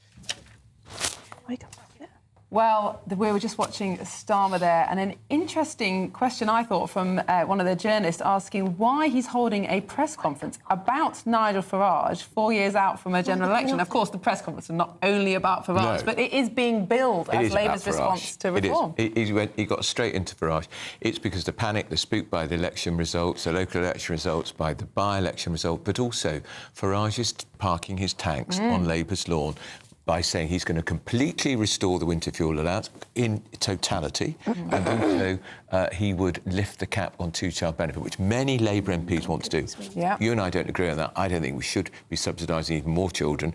I know you don't agree with that, but that is a Labour policy that is such a wish list for most Labour MPs. I tell you, he's after defectors. Absolutely, but what the Tories and Labour are saying is that Farage is only doing this for votes, but actually the two-child cap, which I disagree with, but beside the point, the two-child cap is popular. So Farage, if he's doing this for populist reasons, he's picked the wrong policy, which makes me think that actually maybe Reform realise that we do have to do something about supporting families, that we do have to do something about the high cost of raising children, and they're doing this because they think it's in the best interest of the country. He's also, of course, talking about bringing back a marriage. Yes, exactly. The benefit and that's getting not cheap. The problem that Reform have got is that these reforms around family, I think, are needed, and I fully support and have argued for, but you cannot do that and continue to have the pensions triple lock, for example. It's just unaffordable to do both. And at some point, they're going to have to make that choice, and that will not be popular. Yeah, he'll be pushed on the triple lock, Farage. He will, and Raynock's already said it needs looking at.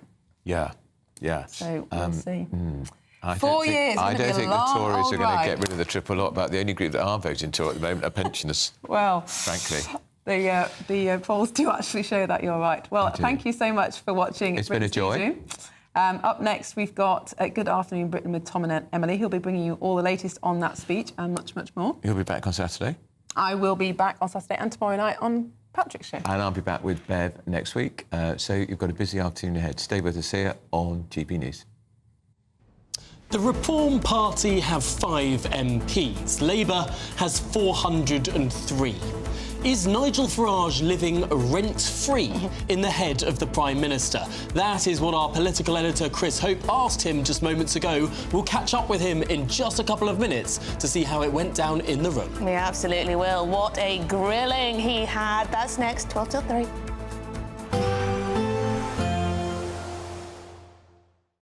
Expect a warm front, moving from the kitchen right through to the rest of the house. Boxed Boilers, sponsors of weather on GB News. Morning. Welcome to your latest weather update from the Met Office here on GB News. A dull and wet start for many, especially across northern areas where it'll stay fairly soggy. Parts of the south should turn a little brighter as we go through the day. Certainly a pretty wet start across northern England and much of Scotland. The heavier bursts of rain should edge through, but staying fairly dull and damp, perhaps drying up a touch through parts of central and southern Scotland. Across the Midlands and parts of eastern England, that's where we may well see some blue sky coming through after a grey morning. And with a bit of brightness, we could easily see those temperatures jumping up. Feeling quite warm and humid everywhere, although it will be quite windy in western areas, and obviously not feeling all that warm where the rain and drizzle persists, which it will as we go through this evening across southwest Scotland. Perhaps turning a little drier and brighter across the far northeast. The rain, though, fairly persistent across Shetland, where temperatures will really struggle. Elsewhere, though, as I said, temperatures climbing into the mid or even high teens, despite the cloud, the rain and the drizzle. I think parts of central and eastern England should have a fine evening, feeling quite warm and humid with temperatures over 20 degrees, even at 6 o'clock this evening. Now, this line of rain will continue to trickle southwards, so we'll see further outbreaks of rain overnight over northern England, spreading into North Wales, further showers coming into western Scotland also. It's going to be a very mild night with that blanket of cloud, the mild air in place, brisk breezes coming up from the southwest. Temperatures in many areas likely to stay in the teens. So, yeah, not a cold start to Friday. Again, quite a grey start. Some rain and drizzle over northern England and North Wales. That'll continue to slowly push southwards. Further showers likely across Scotland, especially across the north and the west, but perhaps something a bit brighter in eastern Scotland. And again, the southeast favoured for any afternoon brightness and also favoured for warmth. Quite humid here again, with temperatures perhaps getting into the mid-20s. Bye for now. A positive outlook through the night will power through to a bright day ahead. Boxed Home Battery Storage, sponsors of weather on GB News. You could be driving away with this brand new Elnag Baron 560 motorhome. It comfortably sleeps 4, comes with sky-roof, integrated kitchen and bathroom, and is worth over £67,000. And that's not all, as we'll also give you a further £5,000 in tax-free cash to make sure that wherever this motorhome takes you, it takes you there in style. For another chance to win the lot, text WIN to 63225. One entry costs £2.50 plus one standard network rate message, or text BONUS to 63225. 5 entries cost £5 plus one standard network rate message. Go to gbnews.com/win. Entries start at £2.50. Call 0903 686 3232. Calls cost £2.50 plus your network access charge. Or post your name and number to GB13 PO Box 8690 Derby DE1 9TT. UK only. Entrance must be 18 or over. Lines close at 4 p.m. on the 6th of June. Please check the closing time if listening or watching on demand. Good luck. Good Afternoon Britain isn't just about us. The wonderful thing about this programme is it's about everyone watching. It's an interactive programme. Well, there absolutely is something to see here, and we're going to be talking about it more. Whether it's breaking royal news, please bring us up to date, or indeed a particularly